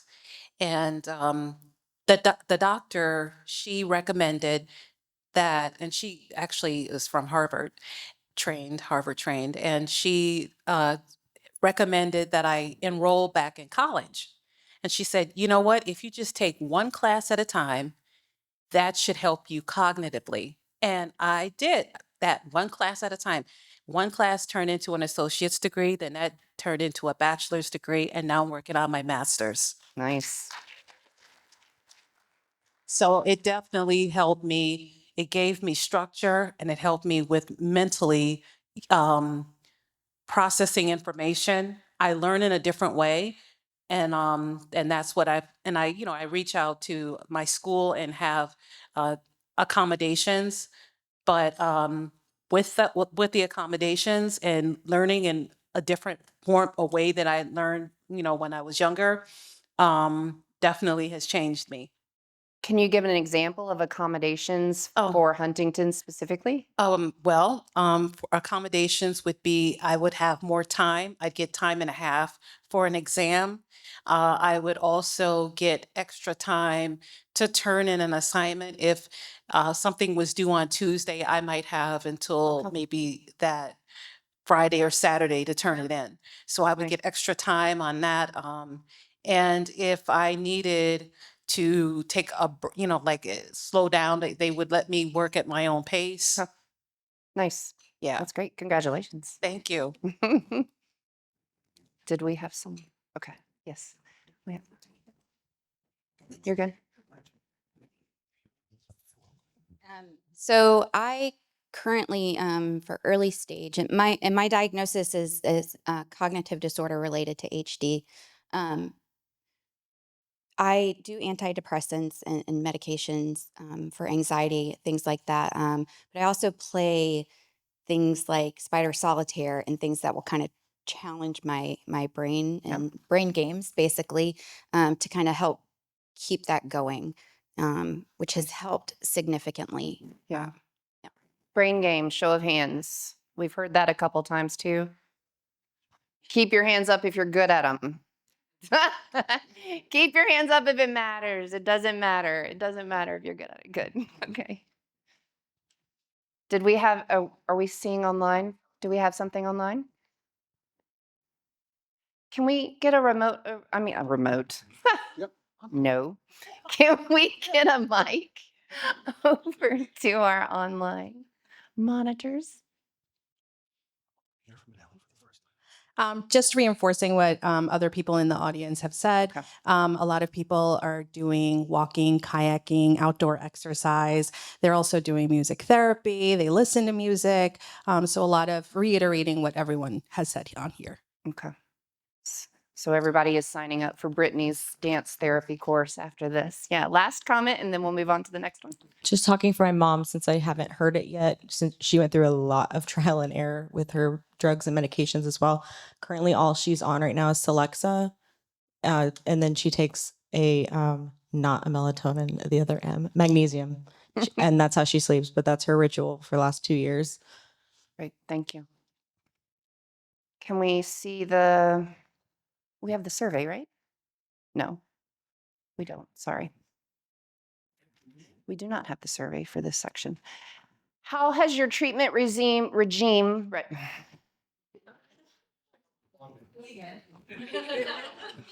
How has your treatment regimen changed over time and why? We are in the early stage discussion. Just pick it back up. There you go. So before, well, I mean, I was participating in observational studies throughout, but after receiving my diagnosis, I was able to participate in one clinical trial. That is the only one I've been able to participate in because it was for cognitive symptoms, kind of groundbreaking for us. But I was told that I'm too healthy to participate in any of the other ones. And so it hasn't been able to change other than the fact that I finally got to do one, but obviously the hope is to do more. And I do notice as symptoms start progressing that I'm having to increase current medications or I've had it to add like the anxiety medication as the social anxiety becomes really bad.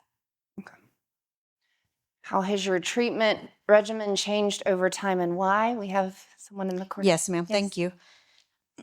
When I was diagnosed, it was very immediate.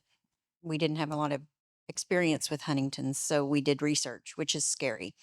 So I have pretty much done all the things. And now I'm simply on Zoloft for my anger outbursts, and I still do cognitive behavioral therapy. I did have some weird side effects, so that's why I quit everything except for the Zoloft. And basically, I'll say the reason for that change is it's very overwhelming. Because I had physical therapy and all the therapies, all the everythings, and that plus work plus family was just a lot. So that's how, since the beginning of my journey 3 years ago, that has changed. How have you made the decisions of what to stop, what to continue? So, really, it was when I was having, like I said, some odd side effects, and so I didn't want to go to Dr. Sung and say a name drop there. I guess I didn't want to go to him and say I'm having these weird side effects, and him go, "Well, what are you taking?" And maybe it's those things, right? Because I was taking lion's mane, and I was taking all the supplements and all the things. So I dropped all of those before I went. Still had the weird side effects, and so I was able to, I'm a little bit of a sciencey nerd too. So I'm like, okay, we have to have the control, right, and the experiment, and so we were able to figure out that I was just having some oddities. Okay. Yeah. Do we have anything online? Changes over time and why? So, going to echo a few people needing to increase medication for different symptoms that are increasing or changing. A lot of times, also, when somebody's pre symptomatic, they're taking maybe antidepressants or other medications to manage some symptoms that don't necessarily have to do with HD, but they're increasing over time and they're taking them for long periods of time. So, things need to change because then the ongoing effects of medication. Okay. Our last one here. Yeah. Yeah, so this is about one of my nieces. She takes Ingrezza for the chorea. She takes sertraline, but she also just recently started taking something for cognitive, Donepezil. Done it's Aricept. But I don't think it's working. So I don't know if anybody else is taking it and if they've had good luck with it, but I can't tell. Okay. We're good? Oh, yes, sir. helps anybody. And I was only taking an antidepressant at first. So my wife said I needed it. She was right. Good job. You're always right. Of course. Always right. She speaks. And now I'm at the maximum of that, and I need more, so we'll probably switch. But I started taking generic Ritalin a couple of years ago because I was still trying to work, and that helped. I told the doctor it helped quite a bit actually. That I could at least apply myself. It was still difficult, still very difficult, but I couldn't even do a letter without without the Ritalin. And I don't. I grew up in the 60s and 70s, went to college in the 70s, so I mean I know what the effect of the amphetamines is. I read about it, doctors. So don't worry. That's what he meant. In college, he read about it. Yeah, right. So I don't, I do not have that, any of that, you don't get that, high, you don't get the jitters or you don't get it. I can focus at least enough. So that has really, made my life a lot easier to manage. Okay. And a perfect transition to the next question of how well does your current treatment regimen treat the most significant symptoms of HD that you've experienced? Do we have any thoughts there? Yes. Always thoughts in the front. Yeah, I mean, It's a good thing. I remember. The Courier for me, the Austedo did help. It does help, but I don't like the side effects of it. If I didn't take it, I wouldn't want to go anywhere. I didn't want to do anything because of the Courier being so bad. So how well does it treat that? Is it gone? Is it just manageable? Is it Manageable. I think I can mentally overwork it to where it almost feels like there's still a little bit. I know that I work with my doctors to take my knowledge and theirs and kind of say, let's play around a little bit. Let's try this and try this much. I've always believed that it's harder to take away medications than it is to start at a baseline and then go up. So it has helped the Courier. Are you able to define what's the difference? Helped versus not? Is there a I don't have a- specific situation? It's significantly better, significantly improved. You But don't have it. I think the mental side effects of it for me are. I even told my neighbors who I'm very close with. I know I'm going to see a hand. You know, there's high risk of suicide. Keep an eye on me. Make sure if I'm not going to know. Okay. So it's those mental concerns, but it's the benefits outweigh the risk. Okay. Yes.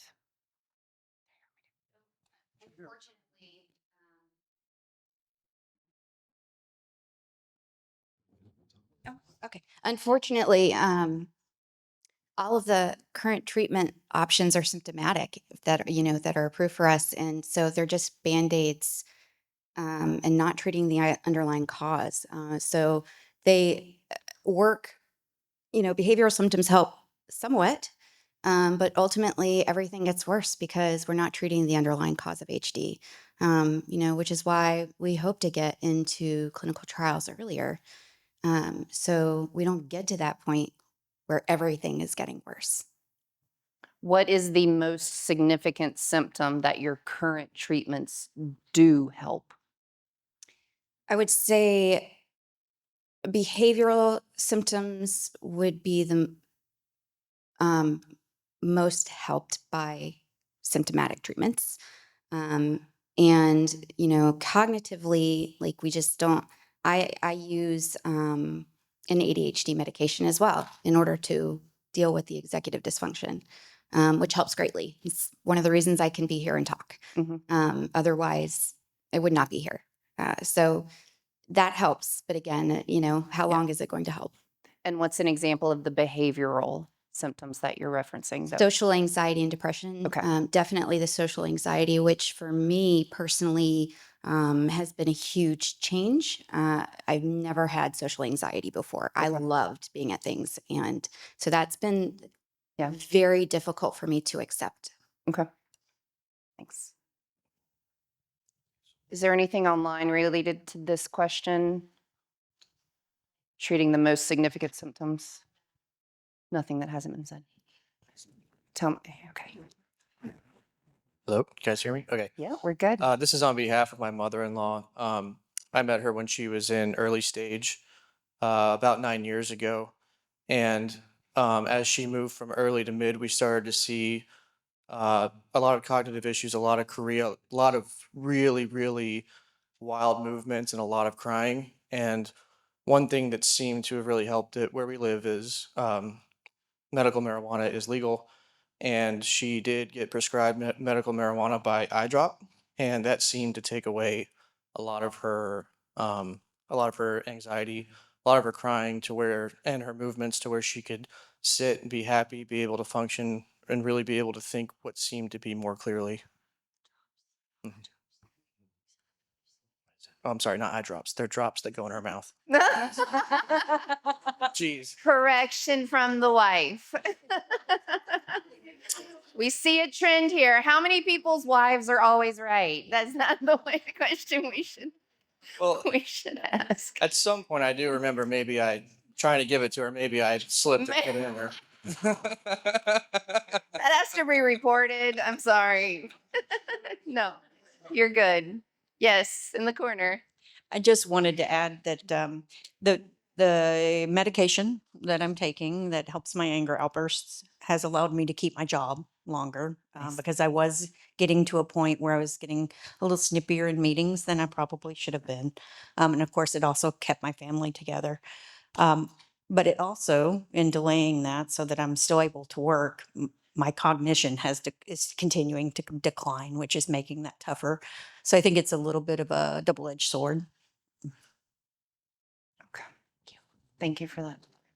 We good? Okay, we will move to question 4. Sorry, go ahead. Did you have something you wanted to add? Hold on one second. Let's get some volume to you. It's a race. I was just going to add that medical cannabis is amazing. I take the microdosing of the pills, or I'll do tinctures or gummies, and it's been a game changer for me as far as being able to focus. Like when I write, or if I have to study, I take something if I need to calm down. I'd rather take that stuff as opposed to traditional medication first. I'd rather make that my last resort. And can you help us understand the difference? I mean, The difference is the side why you effects. do that? The side effects, I don't have as many side effects. I'm not jittery. I don't feel high or anything, but it helps me stay focused, and it helps to really zone in on what I'm reading, being able to retain and just concentrate. Okay. You know, my concentration is a lot better. Okay. Go ahead. I was going to say, my husband also uses cannabis gummies for his. The fact that the gummies or the tinctures or the drops, they are regulated and there's a dose. So it's not a mysterious amount. You're going to get the same dose every time you can count on. It's gotten to the point for my husband, it helps so much with anxiety and just the behavioral stuff. It's like if he's starting to have an outburst or get uncomfortable, it's like, did you miss your gummy? I mean, we literally will ask that question because that's most likely what happened.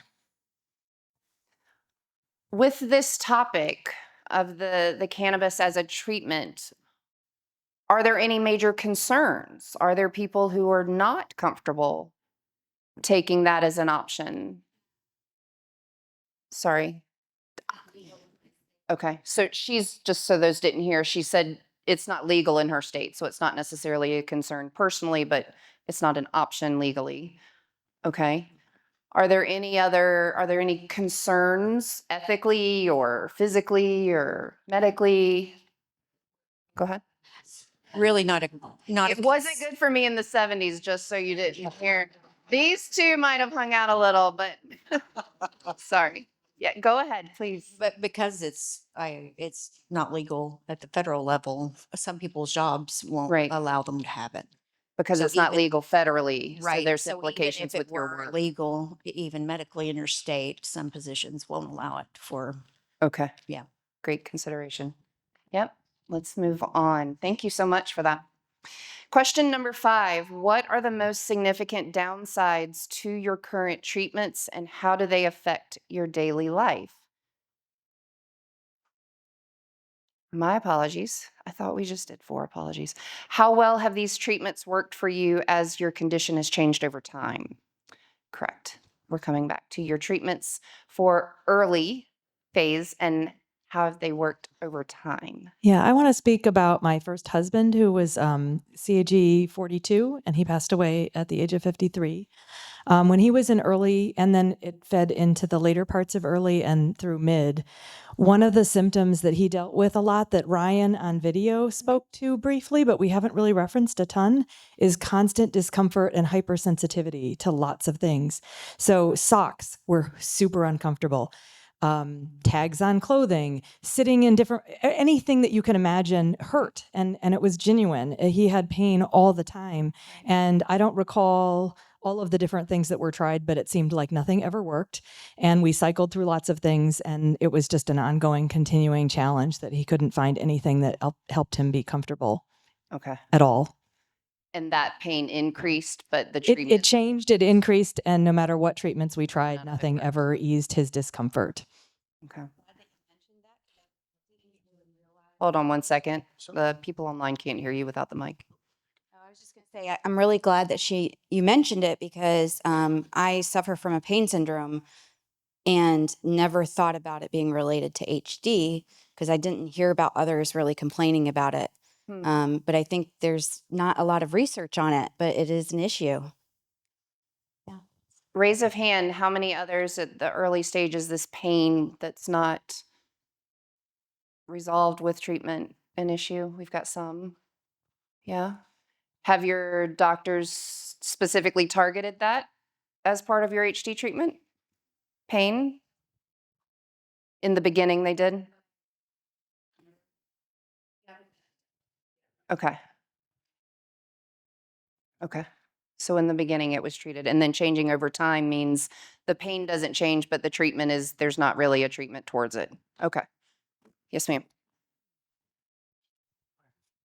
So this is on behalf of my father, just reflecting on his early stage. I think what I saw was that, like that lady was mentioning, symptoms are being treated, not the disease itself. And so I think the challenges that I saw was that with the ever-changing symptoms, it was a constant battle to as things were changing and evolving.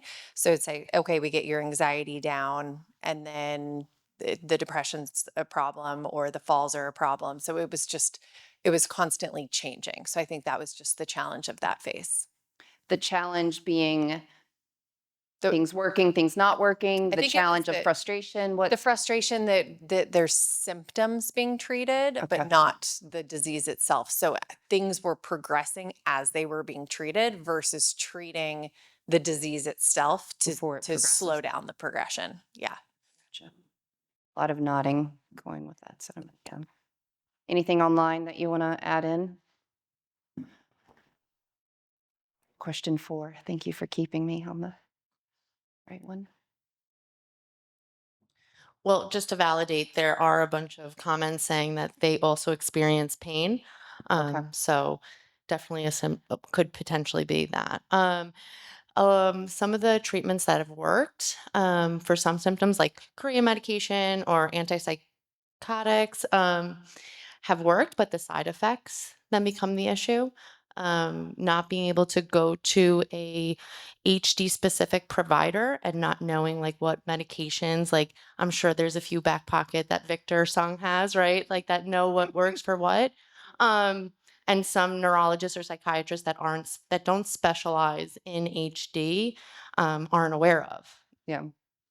Did you know you were going to be the star of the show, Dr. Sung? I don't know. I don't know that you were set up properly for that. Okay. Okay, we can move to the next question. What are the most significant downsides to your current treatments, and how do they affect your daily life? Again, remember, we're not necessarily talking side effects, clinical. We're talking your lived experience and actually trying to incorporate those treatments into your life.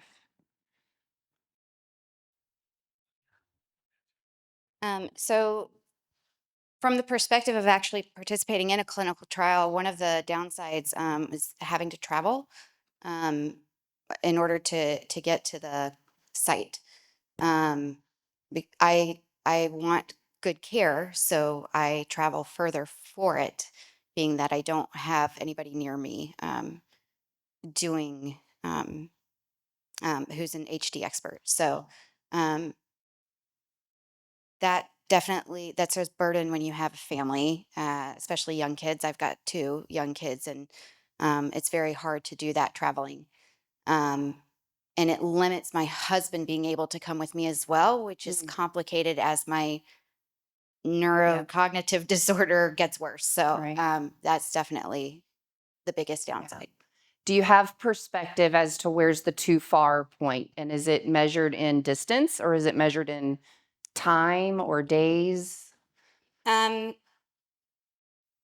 Well, meaning too far to actually go and travel for that. I wouldn't say there's a too far. I just have to make sure that I rest. So like if I go, when I go in to participate in the clinical trial, like I know that I can't fly afterwards. I have to go and stay in the hotel and rest.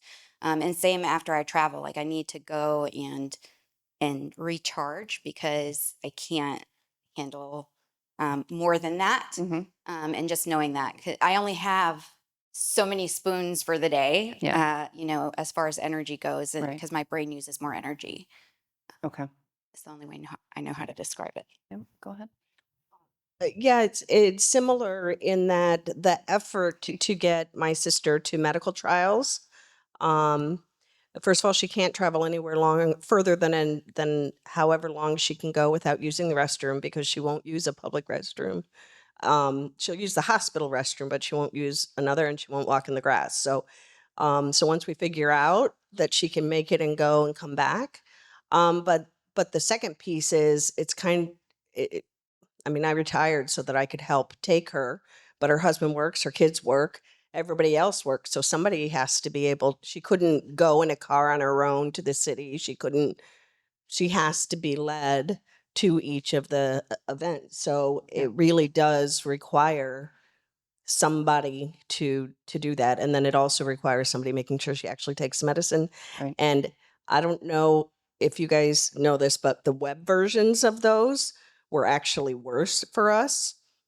The web versions. So instead of actually going to the city, the decentralized, which was a once and done, trying to do the web by getting her, taking her to a place that has web, then making sure she did everything, and then getting her back home, and then picking up her medicine, and then getting the medicine to her, and then, you know, so the web ones, which sound so simple for everyone, if they're in a place that doesn't have internet and it requires a pure PC connect and not just a phone connect, then getting them to a location that they can do it is equally, it would have been easier for me to drive to the city, truly. Turn to 5.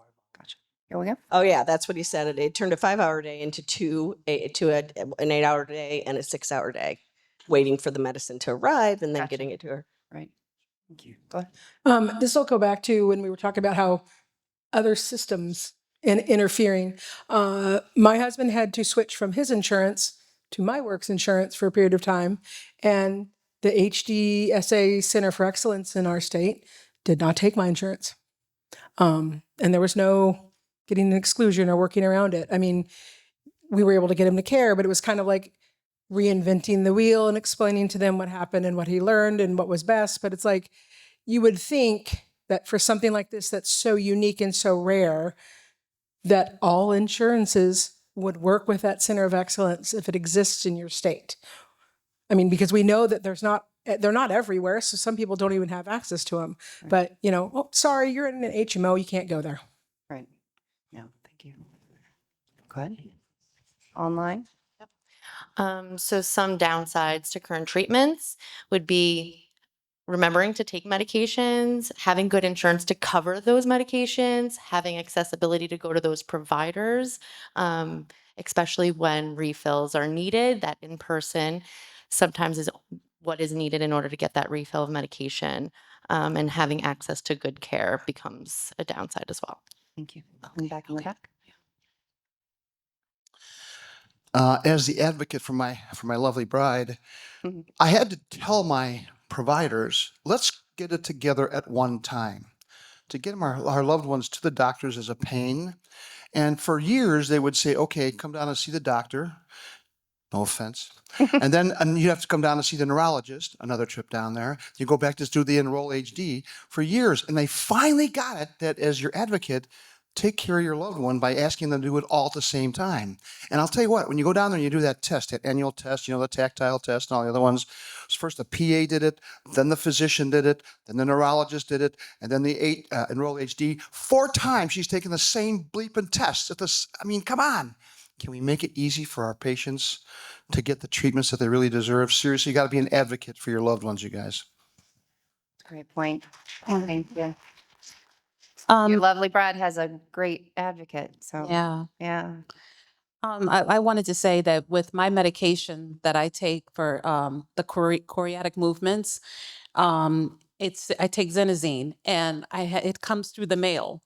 So logistically, the doctor writes the script, and CVS Caremark or Walgreens will fill the script, and it goes through the mail, and it is delivered by UPS or FedEx. So here's the problem. The problem can come into play if the medication is not delivered in a timely fashion. Okay, I've had so many calls of breaks. I had so many situations where they were like, I had meltdowns because my medication was not on time, and I was like down to the last pill, and I was terrified because no hospital carries this medication, and that's a problem. That's a really big problem. If we run out of access to our medications, no pharmacy, no local CVS, no local pharmacy will carry this drug, and it has to go through the mail. So that's a huge issue, and that's a huge problem. I always have a problem.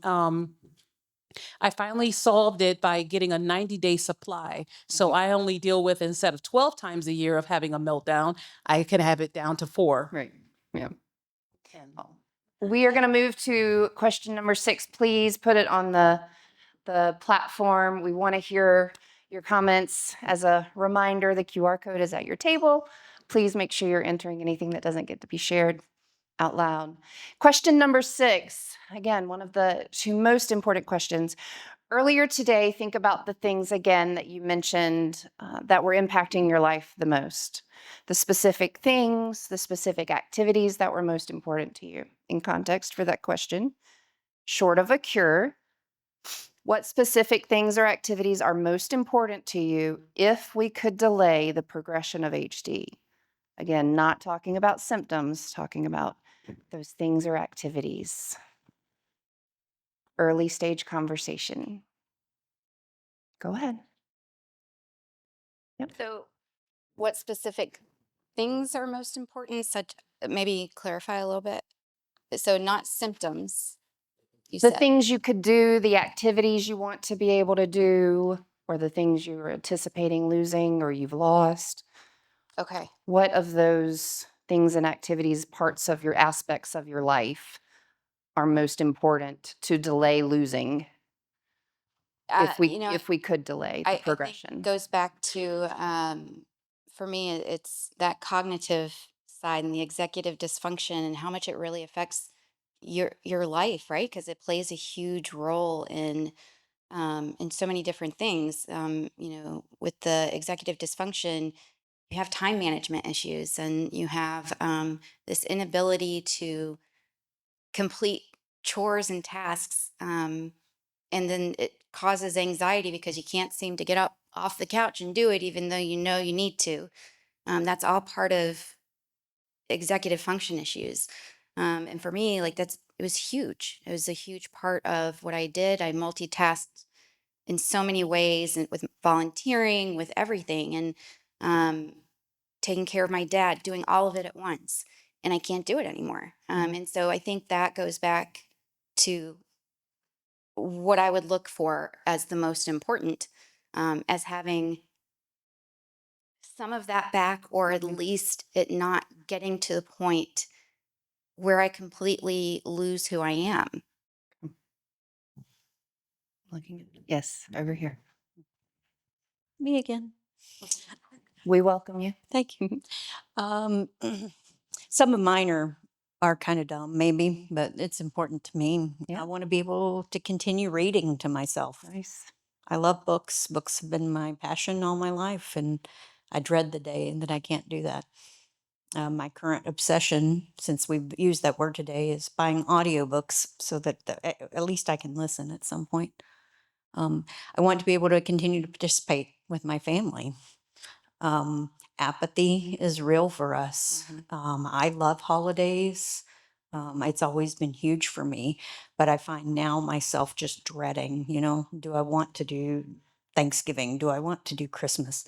I know if I don't want to, I need to, right? You have to make yourself do those things, and it's tough.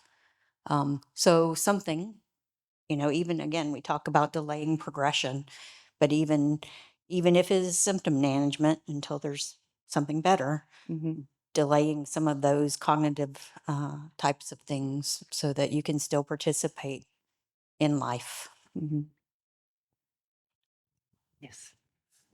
Maybe, pardon me, sorry, maybe this is too broad or obvious, but delaying or extending prime wage earning years, especially in like the early stage or the pre-symptomatic stage, I mean, ideally in any stage, but like I said, probably really broad, not as focused as some of the other examples, but No, it's important. Yeah. And delaying at any length of time would be valuable. Okay. yeah, at any Yes. length of time. Okay. Yes. I think one of the things that we miss the most in our family, my kids will say the same thing. And, other than the loss of my best friend and intimacy and all those good things that you have between a husband and a wife, is I'd like to be able to stop it right now and allow my wife to communicate to us her feelings and her needs. We lost that. It's heartbreaking. So the drug companies help us at least stop or slow it so my wife can talk to us at least in some way and communicate to us, and so we can feel their pain and their love, and they can feel it back from us as well. Beautiful. Is that the communication, meaning the literal ability, functional ability to speak? Yes. Or is it the translation, the cognitive translation of those feelings? Yes. Both. Okay. Thank you. Yes. So here's something that everyone was talking about pain earlier. I think a lot of people who start experiencing Huntington's are understanding what sensory integration is. I have always had the issue. So as soon as, it started getting worse, I understood what it was. But I think lights, sounds, chaos, I think all of those things, maybe if we could find better ways to deal with that or to reverse those kind of symptoms, I think those would make life just a little simpler for people, because I think it would make it easier to deal with the other things that it's not just anxiety because we're in a loud room with lights and people and noise. Even if you dimmed it a little bit. Yeah, like, because everything is so loud, right? If there was just a way to dim it down a little bit to be able to function. Okay. Did I see her? Over here online. Yes. What are they saying? Reduce cognitive decline, improve communication, being able to continue to communicate with loved ones and family and friends, maintaining independence for as long as possible, being able to work, take care of myself, my kids, my family, doing activities that I truly enjoy, being able to drive. Do we know what take care of? Is that a hygiene kind of personal health, or is that more of a self-care? Or There's a bunch. There's some on taking care of myself and my family. So, taking care of their kids, right? Or taking care of themselves, physically, like self-hygiene and things like that. But also just being able to have some sense of normalcy. Okay. This will be our last one. Yep, Sorry. it's good. Bear with me. I'm getting tired. Those of you that don't know. When we ask this question, what specific things are most important to you around delaying the progression of HD? I'm not a big person of hope. If it happens for me, it happens in my lifetime. I have 3 grandkids that are my life. I have one daughter that tested negative, and I still have a 30-year-old to go. She does not want to be tested. She's my life. This is my granddaughter. And for me to be the happiest and the most important is in delaying any of the progression is to know that if she has it, she will know that she can be taken care of with it. Not have to worry about sitting in this same seat and having to be an advocate for something that we can advocate for now. Yeah, that's great. The results from the survey, if you just want to take a peek, you've echoed several of them. Enjoying positive relationships, participating in physical activities, less worry about the future, which a lot of things fall under, and be able to do work I did previously. Wage earning work, I'm sure, is a dominant part of that. Okay, question number 7. This is the one about functional improvements. So when you think about those significant improvements that you want to see, what are the functional improvements that would need to go along with this? Minding that we've answered some of that a little bit in that last question. We talked about the executive thinking, we've talked about time management, that kind of thing, but are there other functional improvements that you would want to see in order to have those significant improvements in your life that we haven't covered yet? Yeah. I think ultimately it's, right now, the way I look at it, I want to go from dying from HD to living with HD. And that's what I continuously say is I want to get to a point where I'm living with it. And I think that's a realistic goal. What would those functions be that would make that flip, that difference? I think that's different for each person. What about you? But again, going back to things like really it's that cognitive piece, the behavioral piece, are huge. Mm-hmm. For anyone else, other than the cognitive executive functioning, what's the key functions? Just a small add of clarification on the cognitive is the judgment part of it. In our family's experience, that presented earliest and most at early stage, and it was the most disruptive to the entire family. And it was judgment about taking high risk behaviors that were just really dangerous at times for themselves and others. Driving sometimes. We had an example of going sailing in a small sailboat by yourself on Lake Michigan in a storm, capsizing, and we didn't know what happened until after the fact that he almost died doing that. So, crazy bad decisions on that kind of stuff, as well as financial, being high risk for fraud and all sorts of other things. So I don't know if there's any way to tackle that, but the judgment part of decision making is really tough at this stage. Okay, an important clarification, judgment meaning in decision making, not I'm judging you. Correct. Judgment and decision making. Yes. Great. Yes.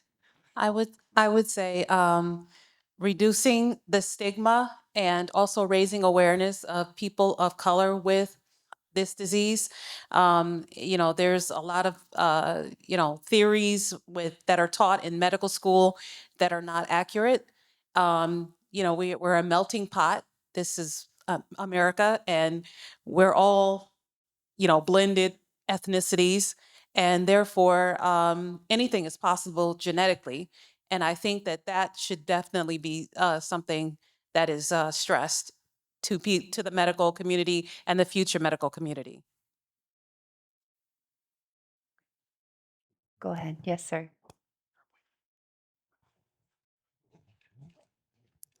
By the way, I'd like to hug everybody in this room, just so you know.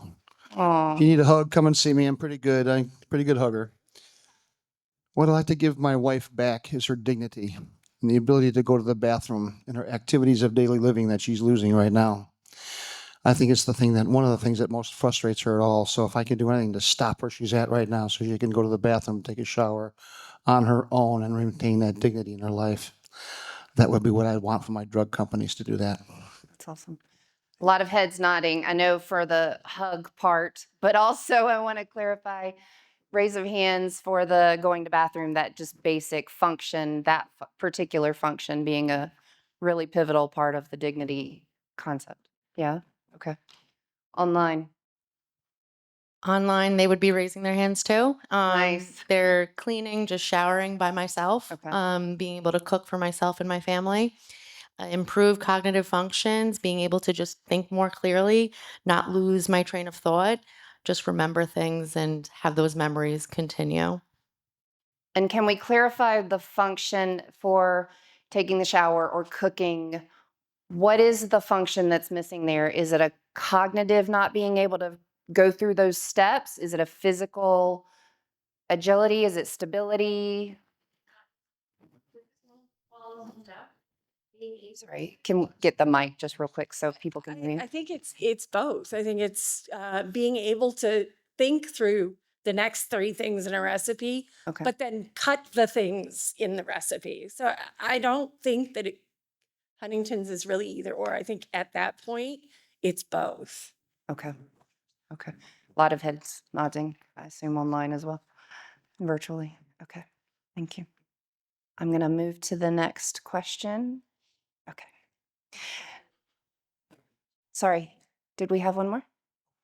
Oh, apologies. Yes, the results of the survey for that last context that we were discussing, if you could have a reduction in the symptoms, which would make the most positive change in your life? Difficulty concentrating, you've echoed for sure, anxiety, memory lapses, stumbling, and clumsiness.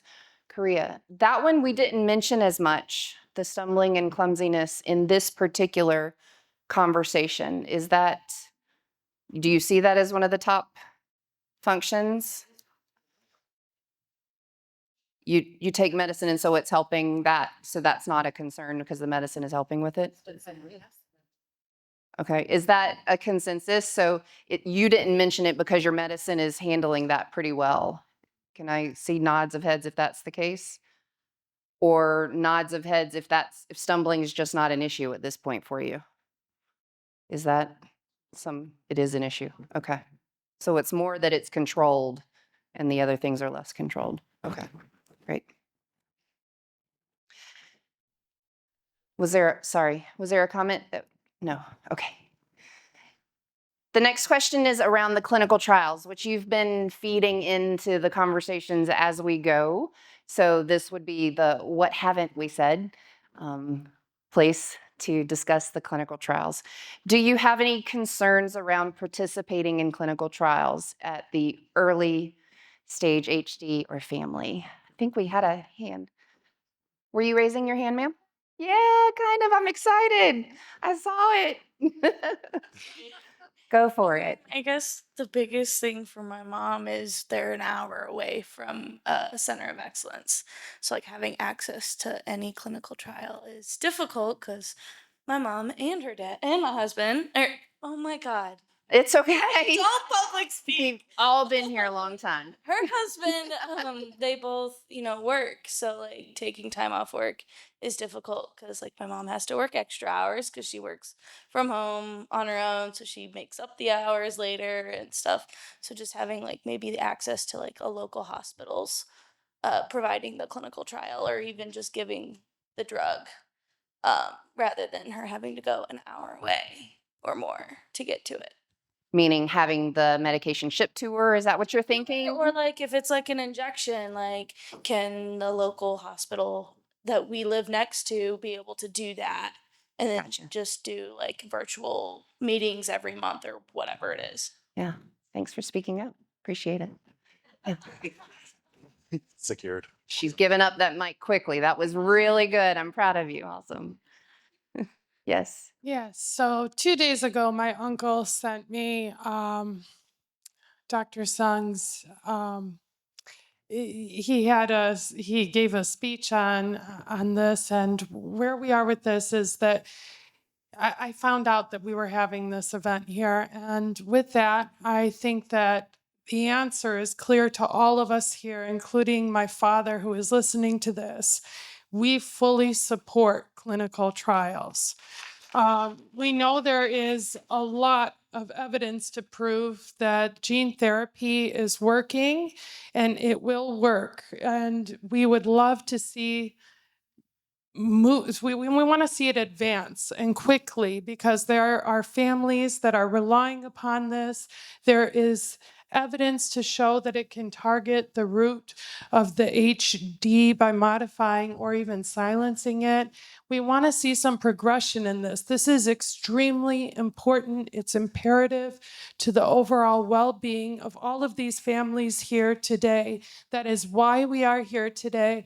And as far as what is important to us about functional improvements, everything about this is important to us. Every single one of us in this room here today, we are here with purpose, and that is because we want to see an end to this. We ask, please, I cannot bear to witness another family member suffer through this, or myself, or perhaps my children. I dropped everything that I was doing. My husband is an attorney. He is busy at home with a 5-year-old and a 3-year-old. When I learned 2 days ago, Dr. Sung had a podcast, my uncle shared that with me. I did everything I could to be here in this room today. I was on a flight at 4 a.m. I made it to the airport to come out here to tell the FDA face to face that since I was a little girl, my grandmother, she was like a second mother to me. She raised me. And watching her suffer and seeing it a second time, it's like full circle for us in our household. Seeing our family go through this day in and day out, and then having to look my young children every day in their eyes, wondering, what does the future look like for them? This burdens me. It burdens me so much that I had to come here today to look the people in the eyes that may hold even this much power to save my children's lives. I am begging you, please do something for us. Please. Thank you.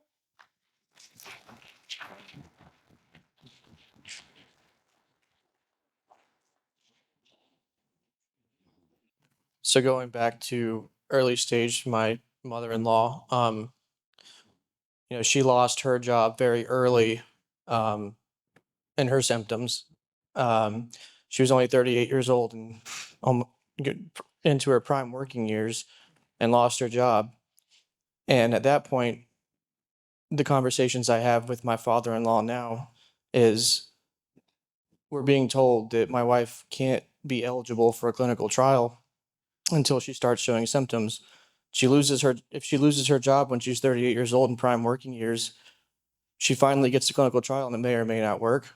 But what if she's stuck in that stage forever? She's now been robbed of her hopes and dreams and still putting a huge strain on our life because one of us has to be able to provide for us, and living the rest of her life that way to where she may be mildly symptomatic and the trial worked, but then what do we do? She's not ever going to be able to work again. So this is us trying to say, please help us get in front of this before we start showing symptoms. Yes, go ahead. No, I love hearing from other advocates. I love what you said, both of you. um, because it's so true. We're all here as a community, this rare disease community, because we're at war with HD. And the only way to have a fighting chance is to have the FDA help provide tools necessary to move this forward. And, that includes, ways to speed up research and the clinical trials. And I want to share something that is from another gene positive patient advocate who unfortunately is unable to speak today.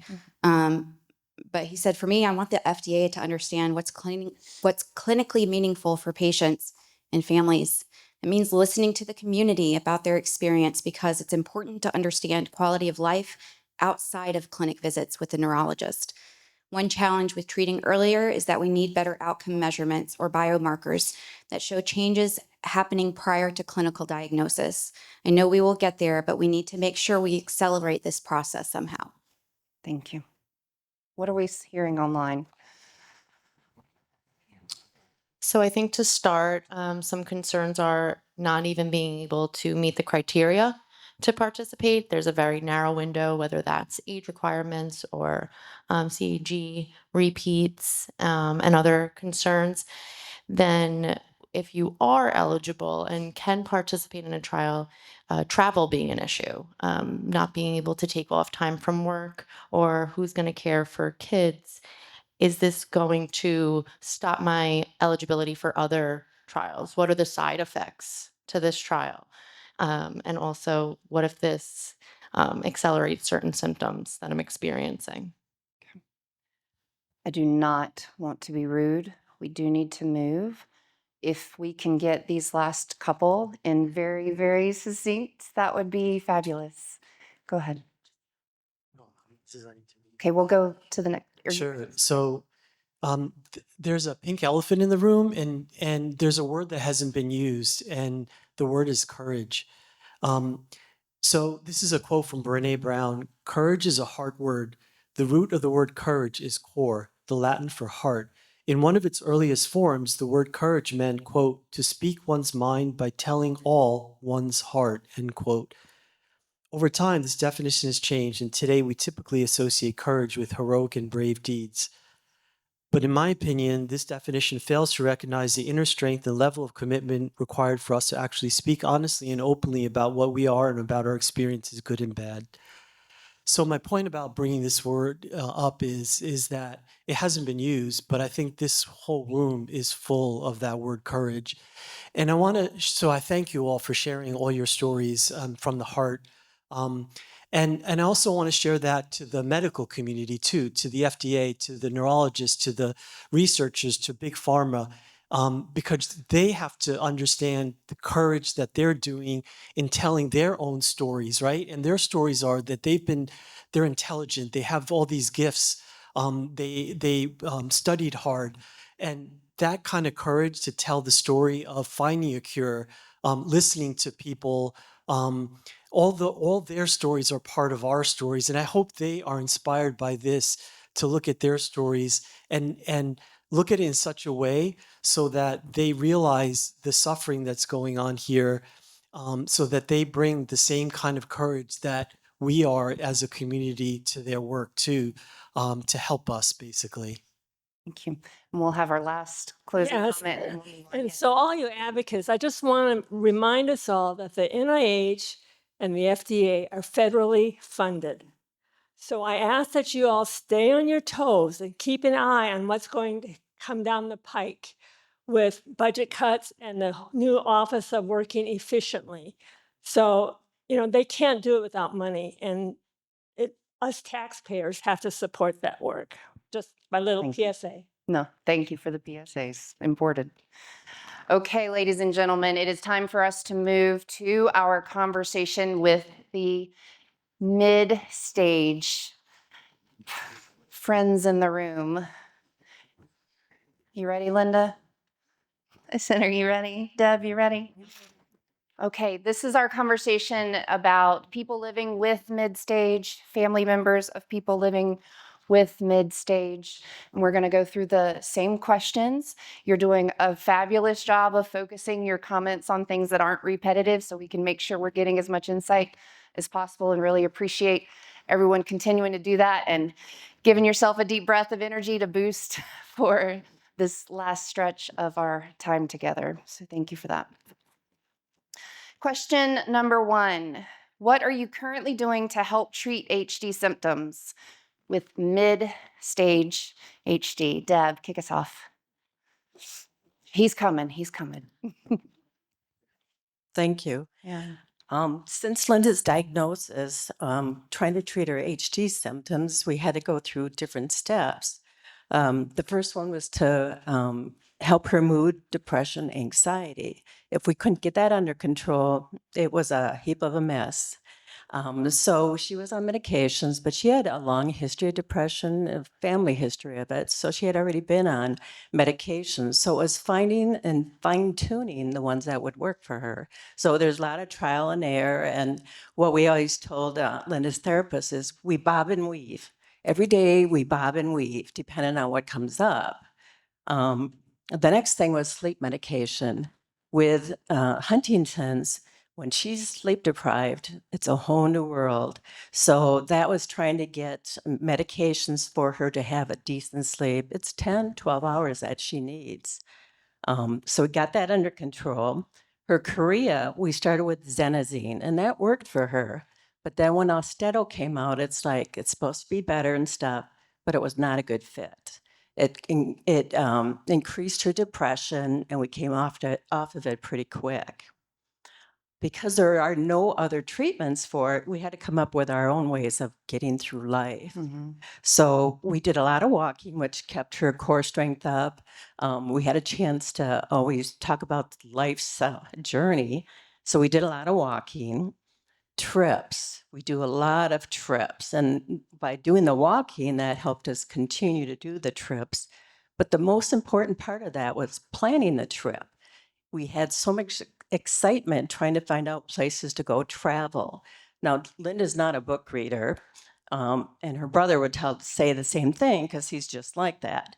So in helping Linda decide where she wanted to go for a trip, I bought her a book of all 50 states, and it's mostly a picture book, but it has in there the top 5 things you want to see in every state.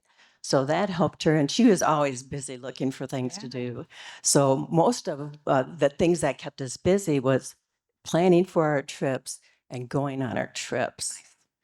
The other thing I think that's helped Linda a lot, because it's been 11 years since her diagnosis and she's doing very well, is family game night with her family. It keeps her cognitive and her spirits going. They dread when Linda plays our Nichols game because she's going to get them. Yeah, you said she's feisty. Yeah, Yeah. she is. So that has kept her engaged and she loves it. But it's there. She doesn't talk much when we're together because she's spending all her energies on thinking about the game and stuff. But she enjoys being with family, interacting with them, and she knows what she's doing with those games. Yeah. So Thank you for sharing. Yes, back in the back. Okay, this is for Carlos. I'm going to be courageous now and share something about our journey. I didn't bring my husband back because I wanted to share this. Early in this mid-stage, I'll give you a little history. Both my husband and I were trained as pharmacists. So I know a lot about regulations around medications, FDA guidelines, all of that. And so does he. We were experiencing the psychotic symptoms. He had delusions of my infidelity. He also became verbally, I would say verbally abusive, and it even went into hypersexuality. And it was very hard for me as the caregiver to be experiencing that. Okay. I developed an alcohol use disorder, but I'm currently alcohol free. So we got through that. Yeah, congratulations. But The doctor knew, everyone knew we needed to try an antipsychotic. My husband's a pharmacist. He has the right, he knows he has the right to refuse anything. And so we went months, several, almost a year before he agreed to be put on an antipsychotic for the chorea. That was how we got him on medication. Life changed tremendously. Everything that I mentioned before resolved. Currently, he was diagnosed definitively at 51. He had to stop working and driving at that time. He's now 61. We've just now started the Austedo for his movements, and that's helped him actually gain weight. So it's been good. So Thank I you was for raw sharing. as I could be. Thank you so much. Beth? Courage indeed. Thank you. Appreciate the trust in you sharing as well. Yes. So Nathan is a little bit on the unusual in that his personality is not changed. You guys saw that. He's always smiling. He's always happy. I don't know if we can attribute medication that he's been on since before he got diagnosed or not, but I wanted to share some of the out of the box things that we do. Our son has never known a day of Nathan not being sick. He was diagnosed when Hayden was 1.5 years. Nathan has always been a gamer, and Gabrielle can remember those playing games with Daddy. Daddy, can we play that Star Wars game that you used to play and that kind of thing? So our outside of the box thing is some of the gadgets that I talk about when I share things. Hayden got a Switch for Christmas for whatever. And we were lucky enough to get a hold of a gadget, a controller that Nathan could use to play the Switch. PlayStation has one. He won't remember. He's getting one for Christmas for PlayStation. So, Oh. yeah, he smiled. I blew it. Now I just got to get him to not tell Hayden. Yeah. But we also do the eye gaze speech device. He likes playing the games as opposed to learning to speak with it, but that's working his mind. Even though he has trouble expressing himself some, it's working his mind, and if that can help prolong him being with us and being a dad, then I will go to the ends of the earth to find any gadget I can to make that happen. So I don't know if that helped anyone. I hope it did. Just the whole outside of the box kind of thing, because with HD, you kind of have to think outside of the box. It's beautiful. Thank you. Yes. My husband's on quite a few medications and the, cannabis gummies. But in addition to that, like she was just describing, there's really simple things that we've done. It was actually his neurologist that suggested some of these because his chorea is minimal, thankfully, but he still struggles sometimes with eating or drinking. Everything has a straw. He doesn't drink out of anything that doesn't have a straw. My daughter found these great. It's not a Stanley, she tells me. So it's Stanley knockoff, but it's a tumbler with a straw. It keeps things cold, it keeps things hot. He can carry it around with him. He has a cane. We actually, we changed our housing situation to move to a single level. So we didn't set ourselves up for failure with falls, with stairs. If he has to be outdoors, sun is really an issue, even though we live in Oregon, but he always wears a hat. So it's sometimes those little things that aren't a pill or anything, but are really helpful. You kind of like pre-plan. Being a guy, his favorite activity used to be sitting back in the recliner and putting food on his belly and eating. That's a no-no. We said, you're no longer otter eating. You eat at a table. Yeah. And there's some not arguments. There's some disgruntlement when I see him come out to the front room Yeah. with a bowl of snacks. I'm like, oh, I'll go join you in the dining room because you're not gonna eat off your belly. Yeah. Nice. That's one of those functions he's not wanting to give up. Is that that's what I'm hearing here. Okay. Did we have something online for this question? No, we're good. Okay. So the last one, if you can you be quick with it, and then we'll blend it into the next one. This It's all right. It's better than low. This may seem trivial, but we've been married 25 years. I knew her family history when we got engaged. The one thing that isn't pharmaceutical, isn't exercise, and it really isn't one of my long skills, is I just try to listen. Mm-hmm. There's enough going on in Amy's family that there is always an HD discussion. A day doesn't go by that there isn't an HD discussion. And for those in the family who have a tendency to make up their own minds, after having lengthy conversations on different options, Amy comes home and shares that with me. One blessing is I'm 12 years older than she is. So I'm slow on the uptake. And again, this is just a terrific experience to hear everybody share. It's a small room compared to the pharmaceutical industry and to the FDA, but everybody here is sharing and talking, and I'm just blessed to be here. Thank you for that. Brownie points you're getting right now, it looks like. The next question, how has your treatment regimen changed over time and why?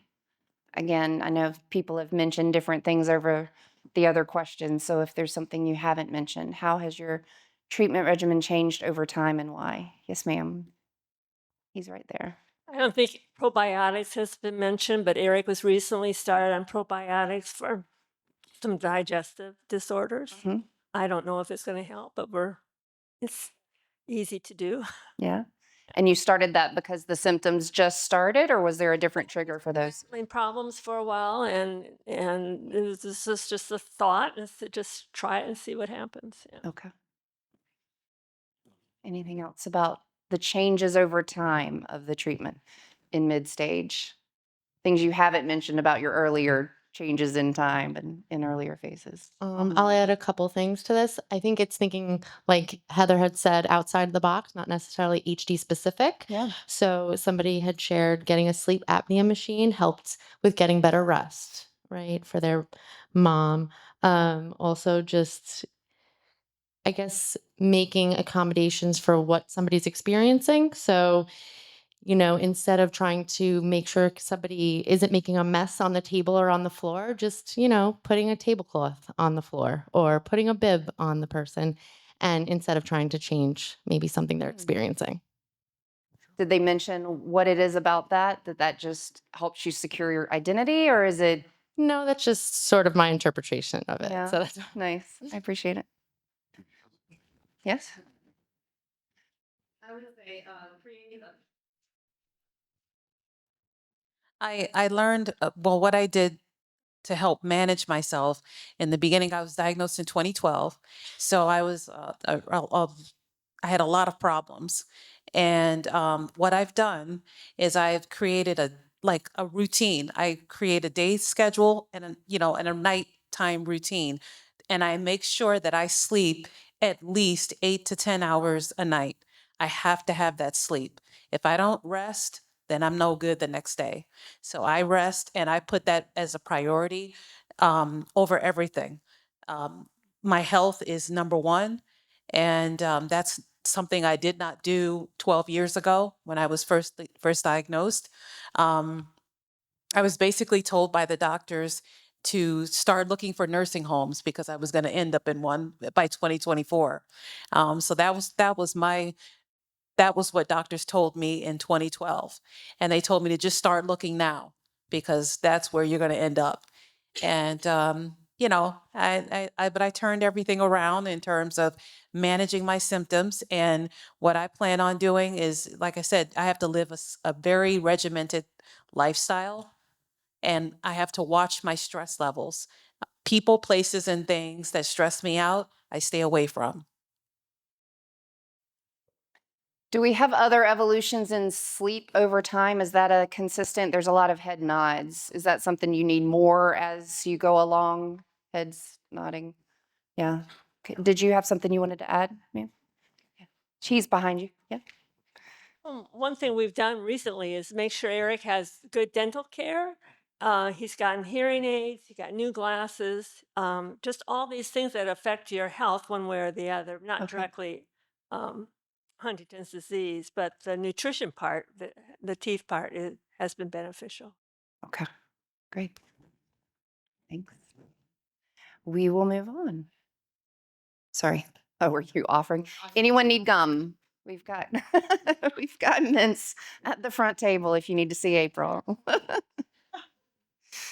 How well are your treatments working on the most significant symptoms? If you remember this conversation that we had in the earlier phases, think back to what are those most significant symptoms and then apply how well are your treatments addressing those that we haven't already discussed. And this is in mid-stage. Yes, ma'am.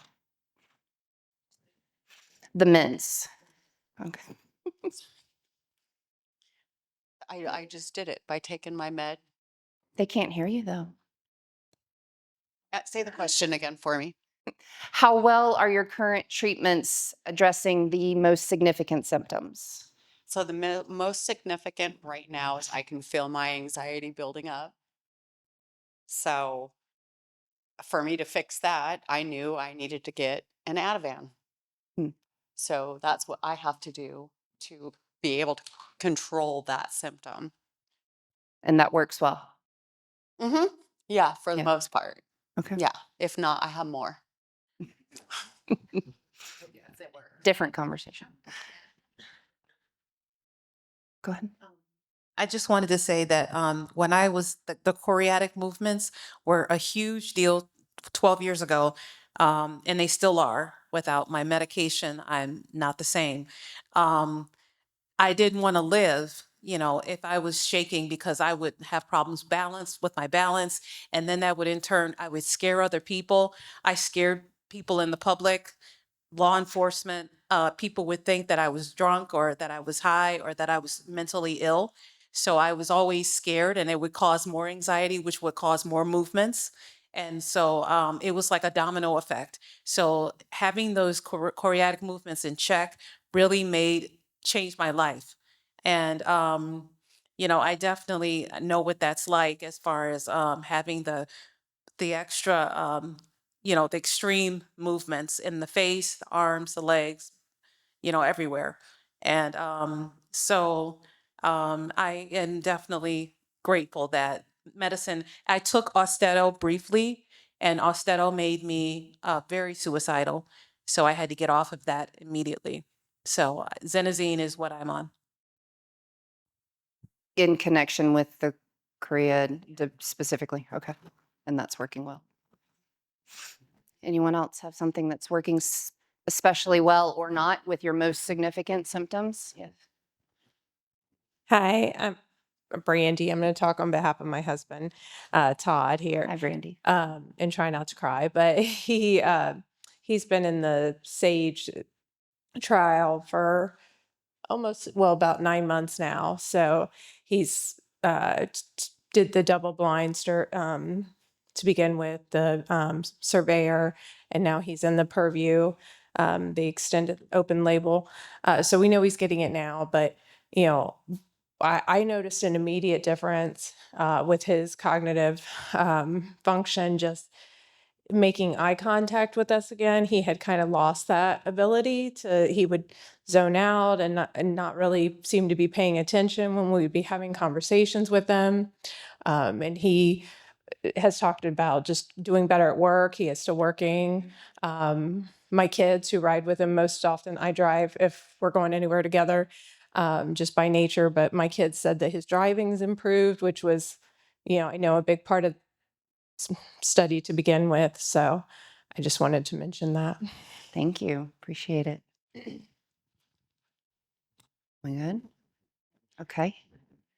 We will move on. How well have your treatments worked for you as your condition has changed over time? You may have already mentioned most of this, but is there anything that stands out? Yes.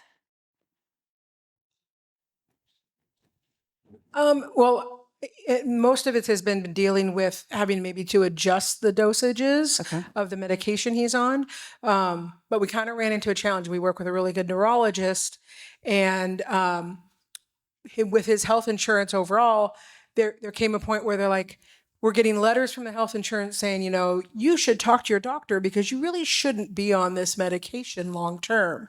So we immediately talked to the neurologist and they're like, yeah, normally the HMO doesn't like to do that. I'll have a conversation. But it's like things like that, because it's not that it's off label, it's Klonopin. But it's like typically they're like, we don't want you on that long term. There's side effects. You might have unwarranted movements. No kidding. And especially for my husband, for him, a lot of this, the neurologist understood it, which was great.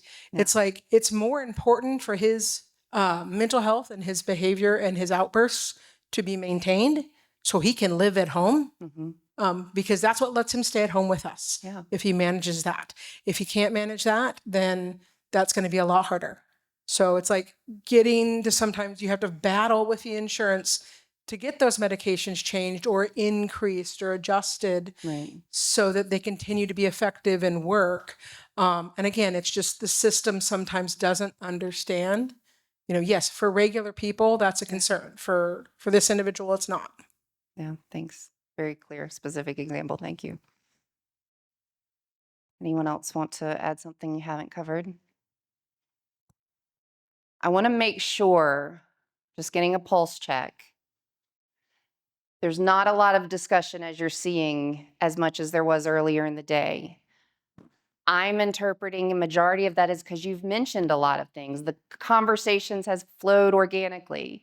I just want to make sure it's not that we're just backing off of things. Do we feel good? Yeah? Okay. Just checking on that. Yes, ma'am. Go ahead. Yeah. So I'm going to take prerogative here for a moment and maybe ask some questions that hopefully will spark discussion and maybe it won't. So, what we understand about HD and what we've very clearly heard today is this current lived experience. And we've talked a lot about what the hopes are in the pre-symptomatic, don't even have a diagnosis yet because I don't want to go get that done yet, opportunities, right? And what I would desire out of that. And we heard more about, as we're starting to show more identifiable symptoms, because it's very clear to me, as you've said, well, just because I'm pre-symptomatic doesn't mean I have the disease. I have it. It's there.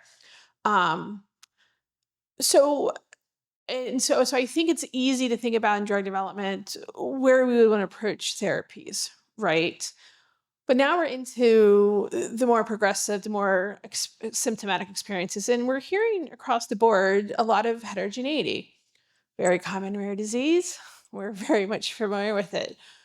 And so what I would really like to know is, let me say this before I recap what I really want to know, is I think that there's still that desire to try to find something to maybe delay. But I want to understand that, because I understand as we're progressing, I may not want to stay there that long. And I hear this in other neurodegenerative diseases that have heavy cognition. The FTD community very clearly says, Michelle, not while we're progressing. We're not really sure we want to be in some of these really hard stages long, right? Because it's so impactful to our families. So, what would you want from something that may actually target the biology of the disease?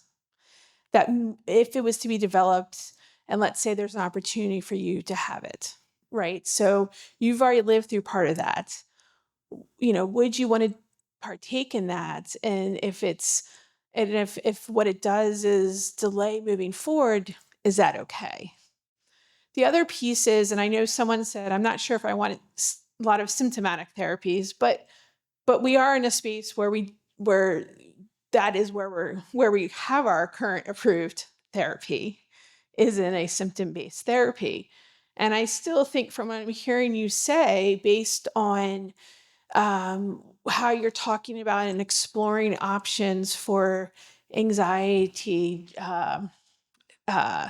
the fixation or the impulsion or all these different aspects of what you're going through so you can do your day-to-day life. So as you've now and seen your loved ones, insert where you want to fill that answer, if I was to kind of choose that next symptom that you want to say, hey, to all my other stakeholders who are joining us today online and in the room, who would be the ones doing those kind of studies, what would that be? What would be something that you're like, I really wish there was something there, right? Symptom-wise, okay? So it's kind of like a two-part question, right? Something that may target the underlying disease, right? Which is what we all want. Like we truly, I want that for you too. If you guys haven't ever heard me speak, my number one goal in life is to retire because I have cures and I have treatments for all diseases. Okay, that's what I want. A lot of us want that. That is what I want, right? I want you guys not to have to see me again, right? So the first part of that question is this hopeful that we all want is this underlying the pathophysiology, the biology of disease. And then this other part is this symptomatic piece. And what would be that aspect that you're like, I really wish there was something there for that's not there yet? Because that would be helpful. I think it depends on where you are in the disease, right? Like, for somebody who is earlier on in the disease, if you were saying your only option is a symptomatic treatment, obviously my response is going to be the cognitive area versus somebody who's further on in the disease. They may want to focus more on GI issues or sleep disturbance, because those are insomnia and sleep disturbances are a huge issue in HD. So I think it really depends on where each person is in the disease, which is why we need options. And it's why I'm so grateful that we have options. We have so many different companies working on different methods for us. But for me personally, because of where I am in the disease, it would be that cognitive side. Raise your hand if cognitive would be your next big one so she can get some pressure testing. Okay. We've got one in the corner back there. Yep. Mine is also cognitive, but I wanted to say that because cognitive is very broad, right? Like if you can slow that, you're going to slow a lot of the other symptoms, probably. Right. Okay. Yeah. Thank you. Yes. April? We can come back. We've got. I was going to say with the executive functioning, the cognitive, because that would allow the driving, the work, that would be really huge. If that could buy 10 more years or 15 more years, there's some good meds out there for the mental health and the behavioral. There's meds for the chorea, but it's that executive functioning, that cognition to manage your life, to manage your work, to manage driving, to continue to live this quote normal life, taking care of your family, taking care of your loved ones. That's what hurts families the most. I know I've said it and I've heard it today, that's what kills families financially is taking a person out of their prime. Can we buy 10 to 15 years more of prime would be so great. Okay. Yes. Yeah, so I'm going to say cognitive as well, even in the later stages, but for a little bit of a different reason. Even in the later stages, I feel like if you have your cognitive there, you can explain some of your other symptoms. So instead of people just looking at you like you're crazy, you can explain, I can't fix what I'm doing with my face, right? But I will say there comes a point, or at least for us, for our family, there has come a point where the Korea meds stop working.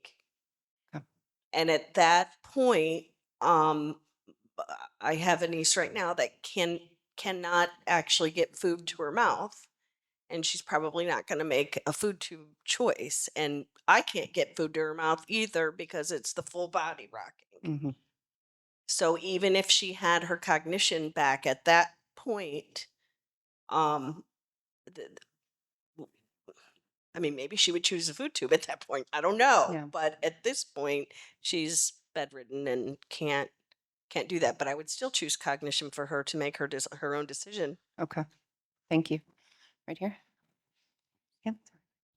April? Oh, it's me. Oh, hi guys. Sorry. I'm going to go ahead and it'll, I'm sure, be repeated a million times, is the cognition. For me, I live alone. There's no additional family, just my kids, only child.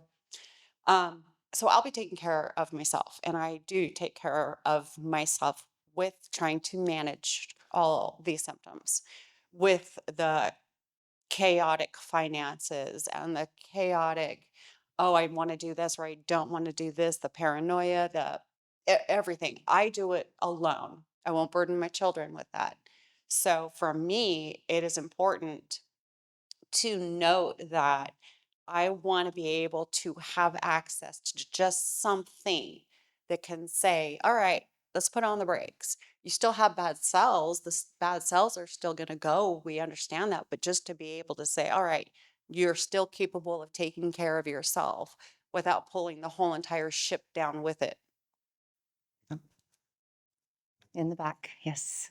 Okay. I'm going to repeat what everyone's saying: cognition, executive function, something at the stage my husband is at. I'm resigned. I've accepted that there will be no cure for him. But I would like to see, something for the future, something early on. And I don't know if anyone had this problem, but it's almost like spatial perception.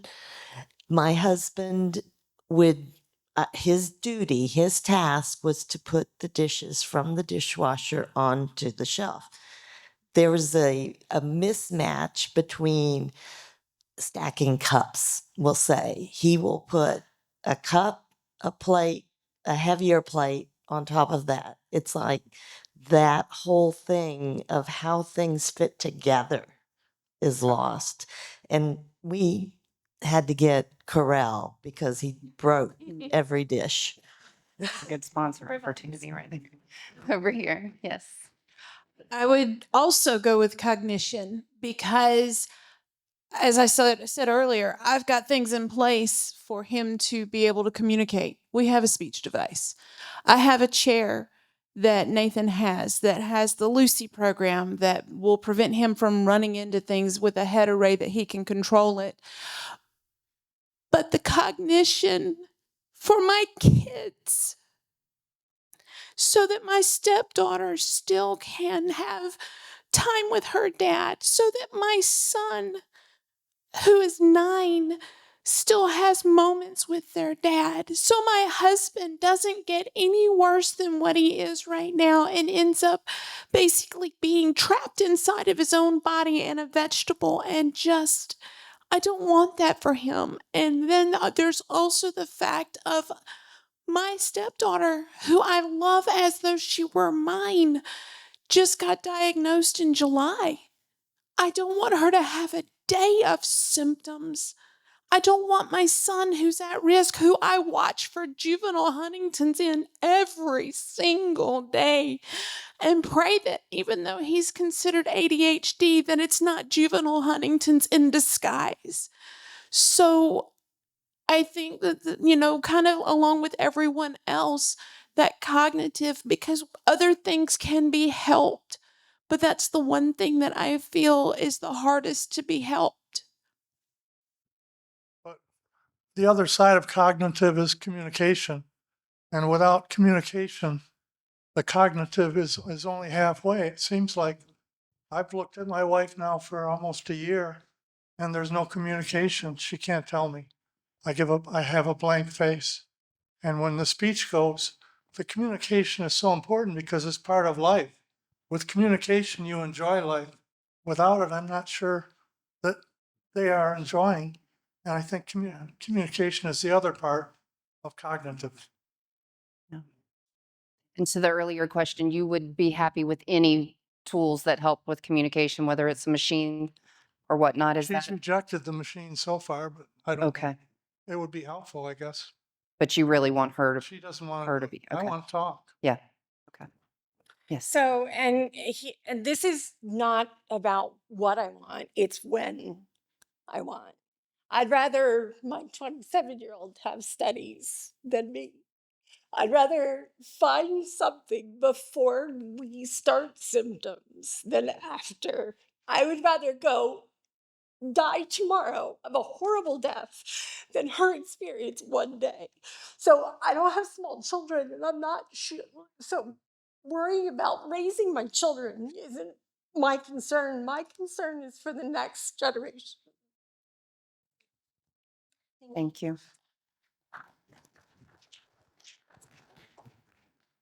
I agree with that. I also just wanted to get back to the first part of the question, which was around the timing and length a little bit more. And I do think that the cognitive and communication are really important pieces, and everyone's going to be different. But because, and you mentioned that compared to other neurological diseases where sometimes people will say, we don't want to stay in a certain stage for that long. And I, in my mind, I don't know the answer, but I think in our family anyway, it would be so different because it is a family disease, because people live with it for so much longer than many other diseases. As long as I haven't hit the stage where, and not me, I'm a caregiver, but as long as the person hasn't hit the stage where they can't communicate and they don't have cognition, every extra day is more time for the family to have a normal life. And so I think the way that we have thought about like what's worth spending more time on is just very different than a lot of other neurological diseases. Okay. Did we get those? What about online? Anything that's not highlighted? Okay. Clear consensus. Okay. That would include families. If my daughter and I participated in a study together, and I think those kind of studies showing her brain development versus my brain development versus my father's brain development, I think those things people would show up for. I think you'd get more people who would be willing to be in studies if they were doing it with and for their family. Okay. Did you have something? Go ahead. Go ahead. At the 2024 convention that I went to for HSG studies, Dr. McDonnell is doing a family research at Vanderbilt University, and I think it's wonderful. So for people with families, they can have access to it.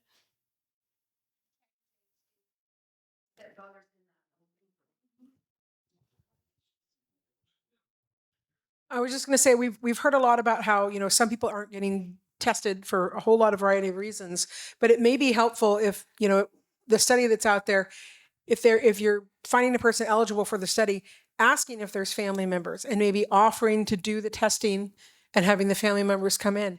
I think you might reach a lot more individuals that way because my daughter's not enrolled in anything to consider studies, but if an opportunity for her to participate in a study that might help people never develop symptoms, that might be the catalyst. The doorway in might be the person looking for the study, but 99% of the time they're going to have family members. So considering that, reaching out to their family members, having some other part of the study include that might be a good way.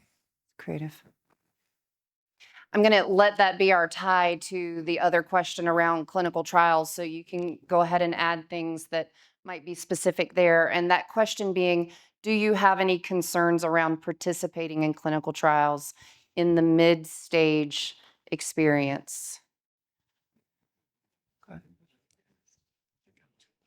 Personally, I do. I mean, I know that they are very important and to us as a community, but I'm personally afraid of getting spinal taps or, anything intrusive in my spine. I mean, I'm scared of long, huge needles. And so I'm just going to be honest. I can do a blood draw or a CAT scan or a MRI or anything like that. But and anything with as far as a brain surgery, that scares me. Cutting into my skull or, drilling something in my brain. That's scary to me. Yeah. One, go ahead. From day one of Nathan's diagnosis, and I say we got diagnosed because it is a family disease, as everyone in this room knows. We have always been whatever it takes. We're willing to do anything. We have never said no. If Victor Sung was still in here, he'd tell you, we don't say no. Doesn't matter if it's an observational, if it's a clinical, and if Nathan would be allowed to be in a trial right now, we would be in a trial right now. Yes, we want it for Nathan, but we also have the 2 kids at risk, and we would go to the ends of the earth. I drove for 15 hours from Mississippi for us to be here today. If I'm willing to do that, I'm willing to do anything. I will go bankrupt. I will lose everything if it means helping my husband and helping my kids. So I don't know that a lot of drug companies or anybody really realizes the lengths that a lot of us in this room would be willing to go to if it meant helping find a cure or a treatment or something. We've done the spinal tap. We've done the irritability drug study that the joke was I needed it worse than Nathan did. I mean, we've done that and we're willing to continue to do so. We just want the opportunity to be able to. Yeah. So if you haven't picked up on it yet, Heather's family has great jokes for probably every scenario you in. If you need to borrow one or two, she's willing to help you out. Yes. So I want to kind of build off of that. Yes, most of us will go to the end of the earth, but proximity becomes a problem. To answer the question, please. My dad participated in studies when he was in this. My mom could not get him in the car. So we need both. We need the families like this one that will go to the end of the earth, but there comes a point where sometimes we can't. Yeah. So we need the options to do in multiple ways. Yeah. Okay. Eric? On this question 8, when I received this email, and to hear everybody's same responses is just incredible as to the lengths we would go. I was going to say it and didn't really think anybody would probably be thinking the same way, but I would give my life in a trial that I felt would secure the possibility of my daughter and my granddaughter. I would give my life. And to hear that most people would do, I think really, really hope doesn't fall on deaf ears. Thank you for that. Yes, go ahead.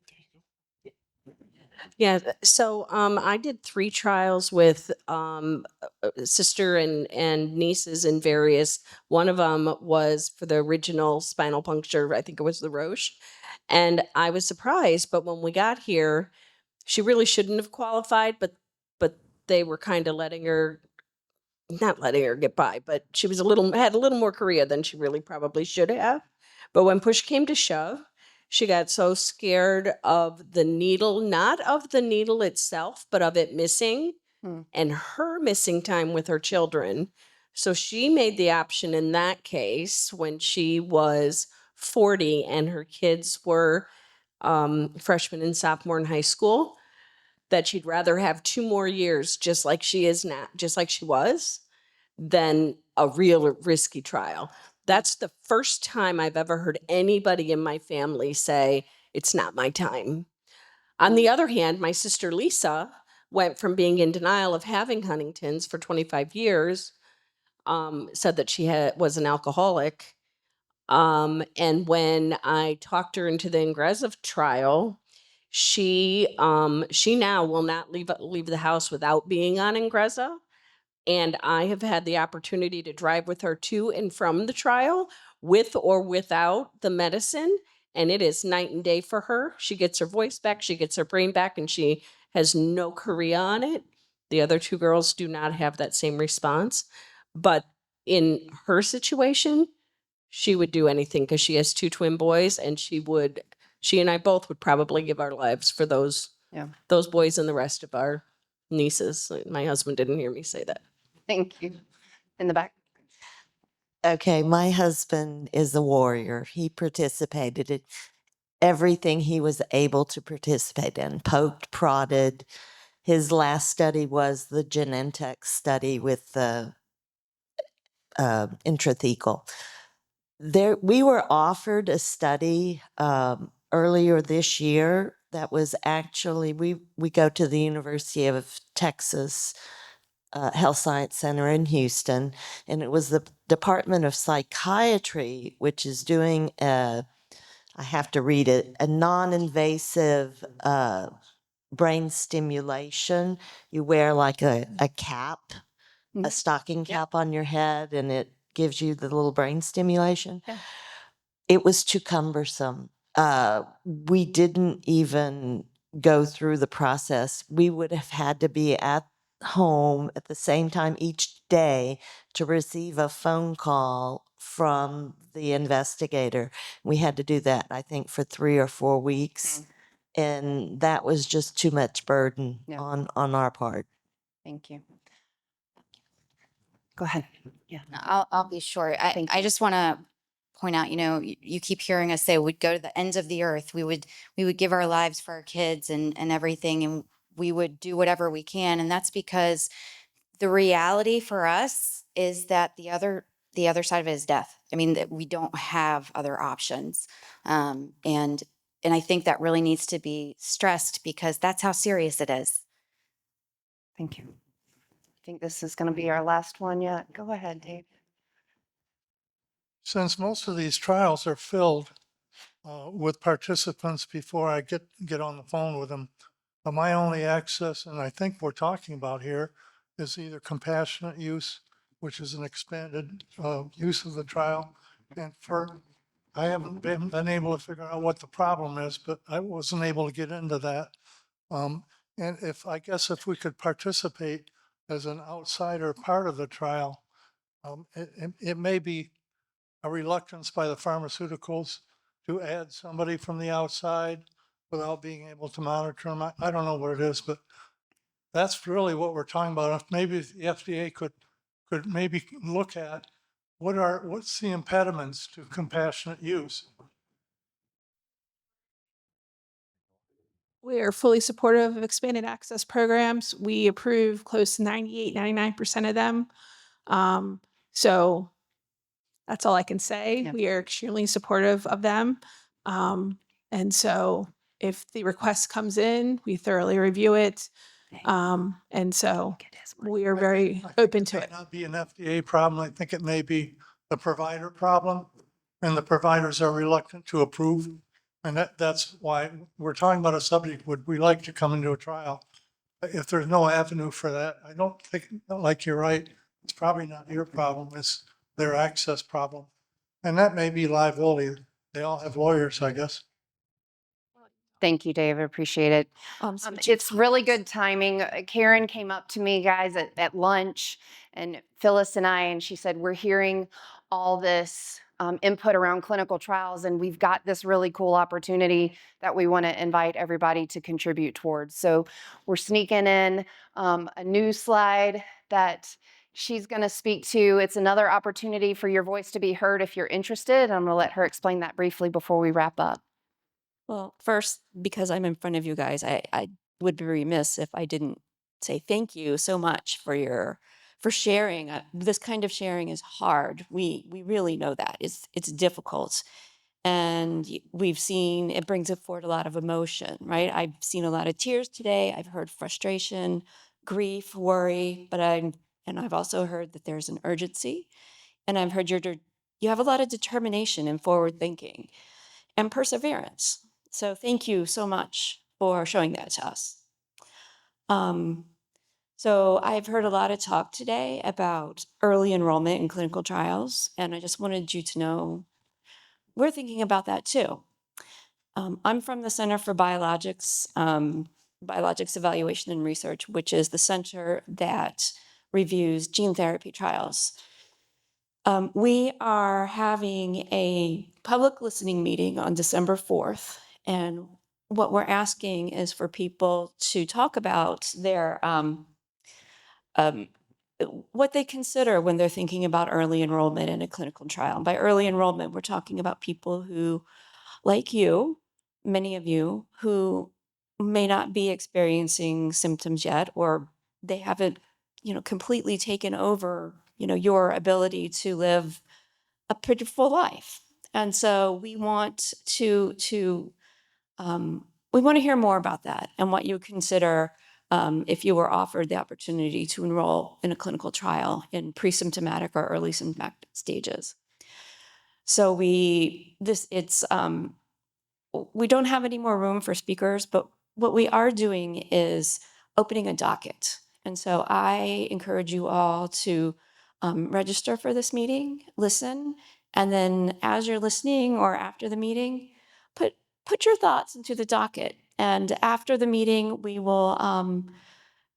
going to develop a summary, and that summary will help inform us. Hopefully, it will help inform all people, all the stakeholders in drug development. So thank you, and I hope you will attend. It's virtual, so you can be from the comfort of your own home.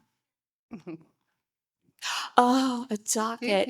A docket is like the government way of saying, of collecting comments. I think, are you collecting comments after this Yes, meeting? but we're not calling it a docket. We're not calling it a docket. It's on the platform, Yeah. is how we're referencing Yeah, it's the same concept, right? And so the docket will open on the day of the meeting. Yeah. And it's also, if you go to the website, to access the docket, we assign each docket a number. And that's how you will access it on a website called regulations.gov. Awesome. Thank you, Karen. Thank you I for really listening. appreciate you Thank taking the initiative to bring that to us also. I don't want to cause any more feedback. That is the time we have today for our conversation. I just want to give you a huge thank you for trusting me, trusting us with your input, with your time, with your energy. It's been a real honor helping you have this really key conversation at a history-making event with the FDA. So congratulations for all you've already made a difference. And again, thank you for letting me be a small part of your day today. I'm going to hand it over to Eric to close us out. Thank you.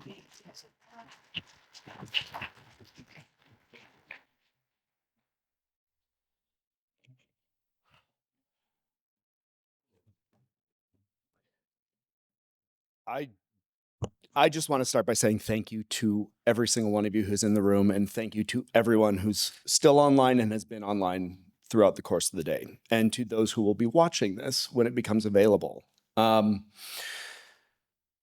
Days like today are a lot. It is something that encourages us all to do more. It causes us to think, and it gives us an opportunity to listen. And I think what I'm taking away from this is we've got a lot of work left to do. And that's something that we look forward to. This is just the first part of a process. All of the information that was shared today, the conversation in the room was fantastic, but we know there was so much that was not able to be said. And while that was discussed over the course of the day, please take the time to go and fill in the comments on all of the questions that were asked. If you think about things that you say, maybe thought, wow, I didn't get a chance to say that, include that. If on your way home you think of something else, include that. We want to collect all of that information because this goes into the next step of this process, which is developing the voice of the patient report. So we want to hear more from you. We want to hear more from people online. We want to hear from the people who haven't watched this yet, who are going to have an opportunity to do so. Because every shared lived experience with Huntington's disease in pre-symptomatic, early stage, mid-stage, from a caregiver perspective, from later stages. This is all important information. And while this meeting has been focused on a specific windows, in the HD journey, all of this is impactful for the people who are listening and who will be reading this report and who will be using it in future decision making. So thank you all, every single one of you here, everyone who's online, everyone who's contributed. Thank you to the patients' families. Thank you to the FDA in the room and online. Thank you to the product developers, our corporate sponsors who are here and who made this event possible. Thanks, Beth, for facilitating this meeting. And special thanks to the HDSA staff for making this meeting happen. Phyllis, God bless Phyllis Foxworth. If you haven't had the chance to meet her yet, please do.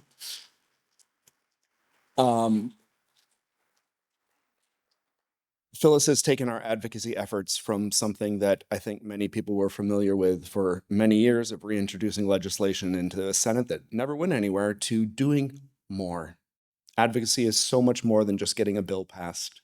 Advocacy takes on many, many different shapes and forms, and this opportunity is just one of them. So thank you, Phyllis. And to the rest of the HDSA team, Jameson Scala, Emily Vosai Wanbachnal, thank you, sorry, Jessica Marslick, Manelli Perez, Nikia Davis, Marianne Emmerich. I didn't do anything, I just showed up. And you guys let me do this. Thank you all. Thank you all for this. Please don't forget to submit those comments. You can scan the QR code up here on the screen or at your table. It is the middle QR code on the screen if you're going to do that. If you're not QR code savvy, it's on the handouts on the table. Please do that. Please also fill out our evaluation survey. Events like this are very important, and while we might not be doing something exactly like this, we want your feedback. This informs what we do moving forward, so please let us know. And finally, if you haven't taken the HD Symptoms and Treatment Impact Survey yet, the one that you've seen data on slides all throughout the day, that's still open until the end of the year, so please contribute to that or encourage friends and family to do so if they have not. Today's conversation was to talk about the impact of living with HD on the lives of people who are pre-symptomatic or living with early stage or mid-stage HD. And it was also to talk about what living in those three stages means when you think about participating in clinical trials. And we heard a lot of that. And things that I'm kind of summarizing it to are outcomes. What are you looking for in clinical trials?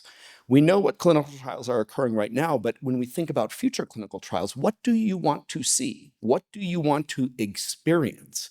If you are participating in something and that drug trial is working, what are you hoping it does? We heard a lot about cognition. We heard a lot about being able to live a full life. We also hear things like the word cure, which is a big word. We might not be looking at that right now, if we're being totally honest, but if we're looking at slowing disease progression, what does that mean? What else should we be looking at? What else do you want people who are in product development to be thinking about? And what do you want people who are in regulatory agencies to be thinking about to say, yeah, you're actually showing that that thing that you want to happen is happening? We talk a bit about barriers. What is it that keeps people from participating in studies? Lumbar punctures, travel, trying to get someone out of the house and into a car to go somewhere to participate in something. We've heard a lot about that, and we've heard a lot about how do I get my whole family involved in something like this? This isn't an opportunity to plug, but guys, there are things out there. Power HD, do it from home, have the whole family do it. All of your data goes into one, and all of your lived experience goes into something in the form of data that researchers can use immediately. Everyone can do that. Enroll HD. Participate in these observational studies, because even though we're here to talk about clinical trials, not everyone is eligible for every trial. But what can you do that's going to contribute to the larger pool of data that's available to researchers. There's things you can do now, and there's things that can happen after this because of the conversations we've been having today. Outcomes, barriers, concerns, opportunities. Thank you for sharing your experiences living with Huntington's disease to bring all of those things up so that when we talk to our regulatory agencies and our product developers, they're going to be aware of what that means for people who are living with pre-symptomatic HD, early stage HD, and mid-stage HD. We respect how difficult and exhausting a day like today can be. And I just encourage you all to take care of yourselves. Take care of yourselves means something different for everyone. And within reason, you can do some things, but just be smart and safe and reach out to people if you need help. Friends, family, counselors, social workers, your doctor, Dr. Sung. Everyone should just be calling Victor. Don't do that. That's not a good thing. I apologize for even making that as a joke. Take care of yourselves. And just remember that everything that's been contributed today, everything that was shared, both in this room, which will be transcribed on the platform, and what's going to be contributed moving forward on the platform all the way through end of January. So again, there's time. Think about it. Come back to it. Keep doing it. Tell people to sign in and do it themselves. All of that's going to be used to help develop the Voice of the Patient report. That's going to continue to inform agencies like FDA, as well as researchers and other key stakeholders in medical development. Thank you all so much. I truly appreciate it on behalf of all of us at HDSA and for all the folks in the HD community who couldn't be a part of this. Thank you for doing this today. Appreciate it. For those of you who are heading back out of the state, safe travels home. Take care, y'all.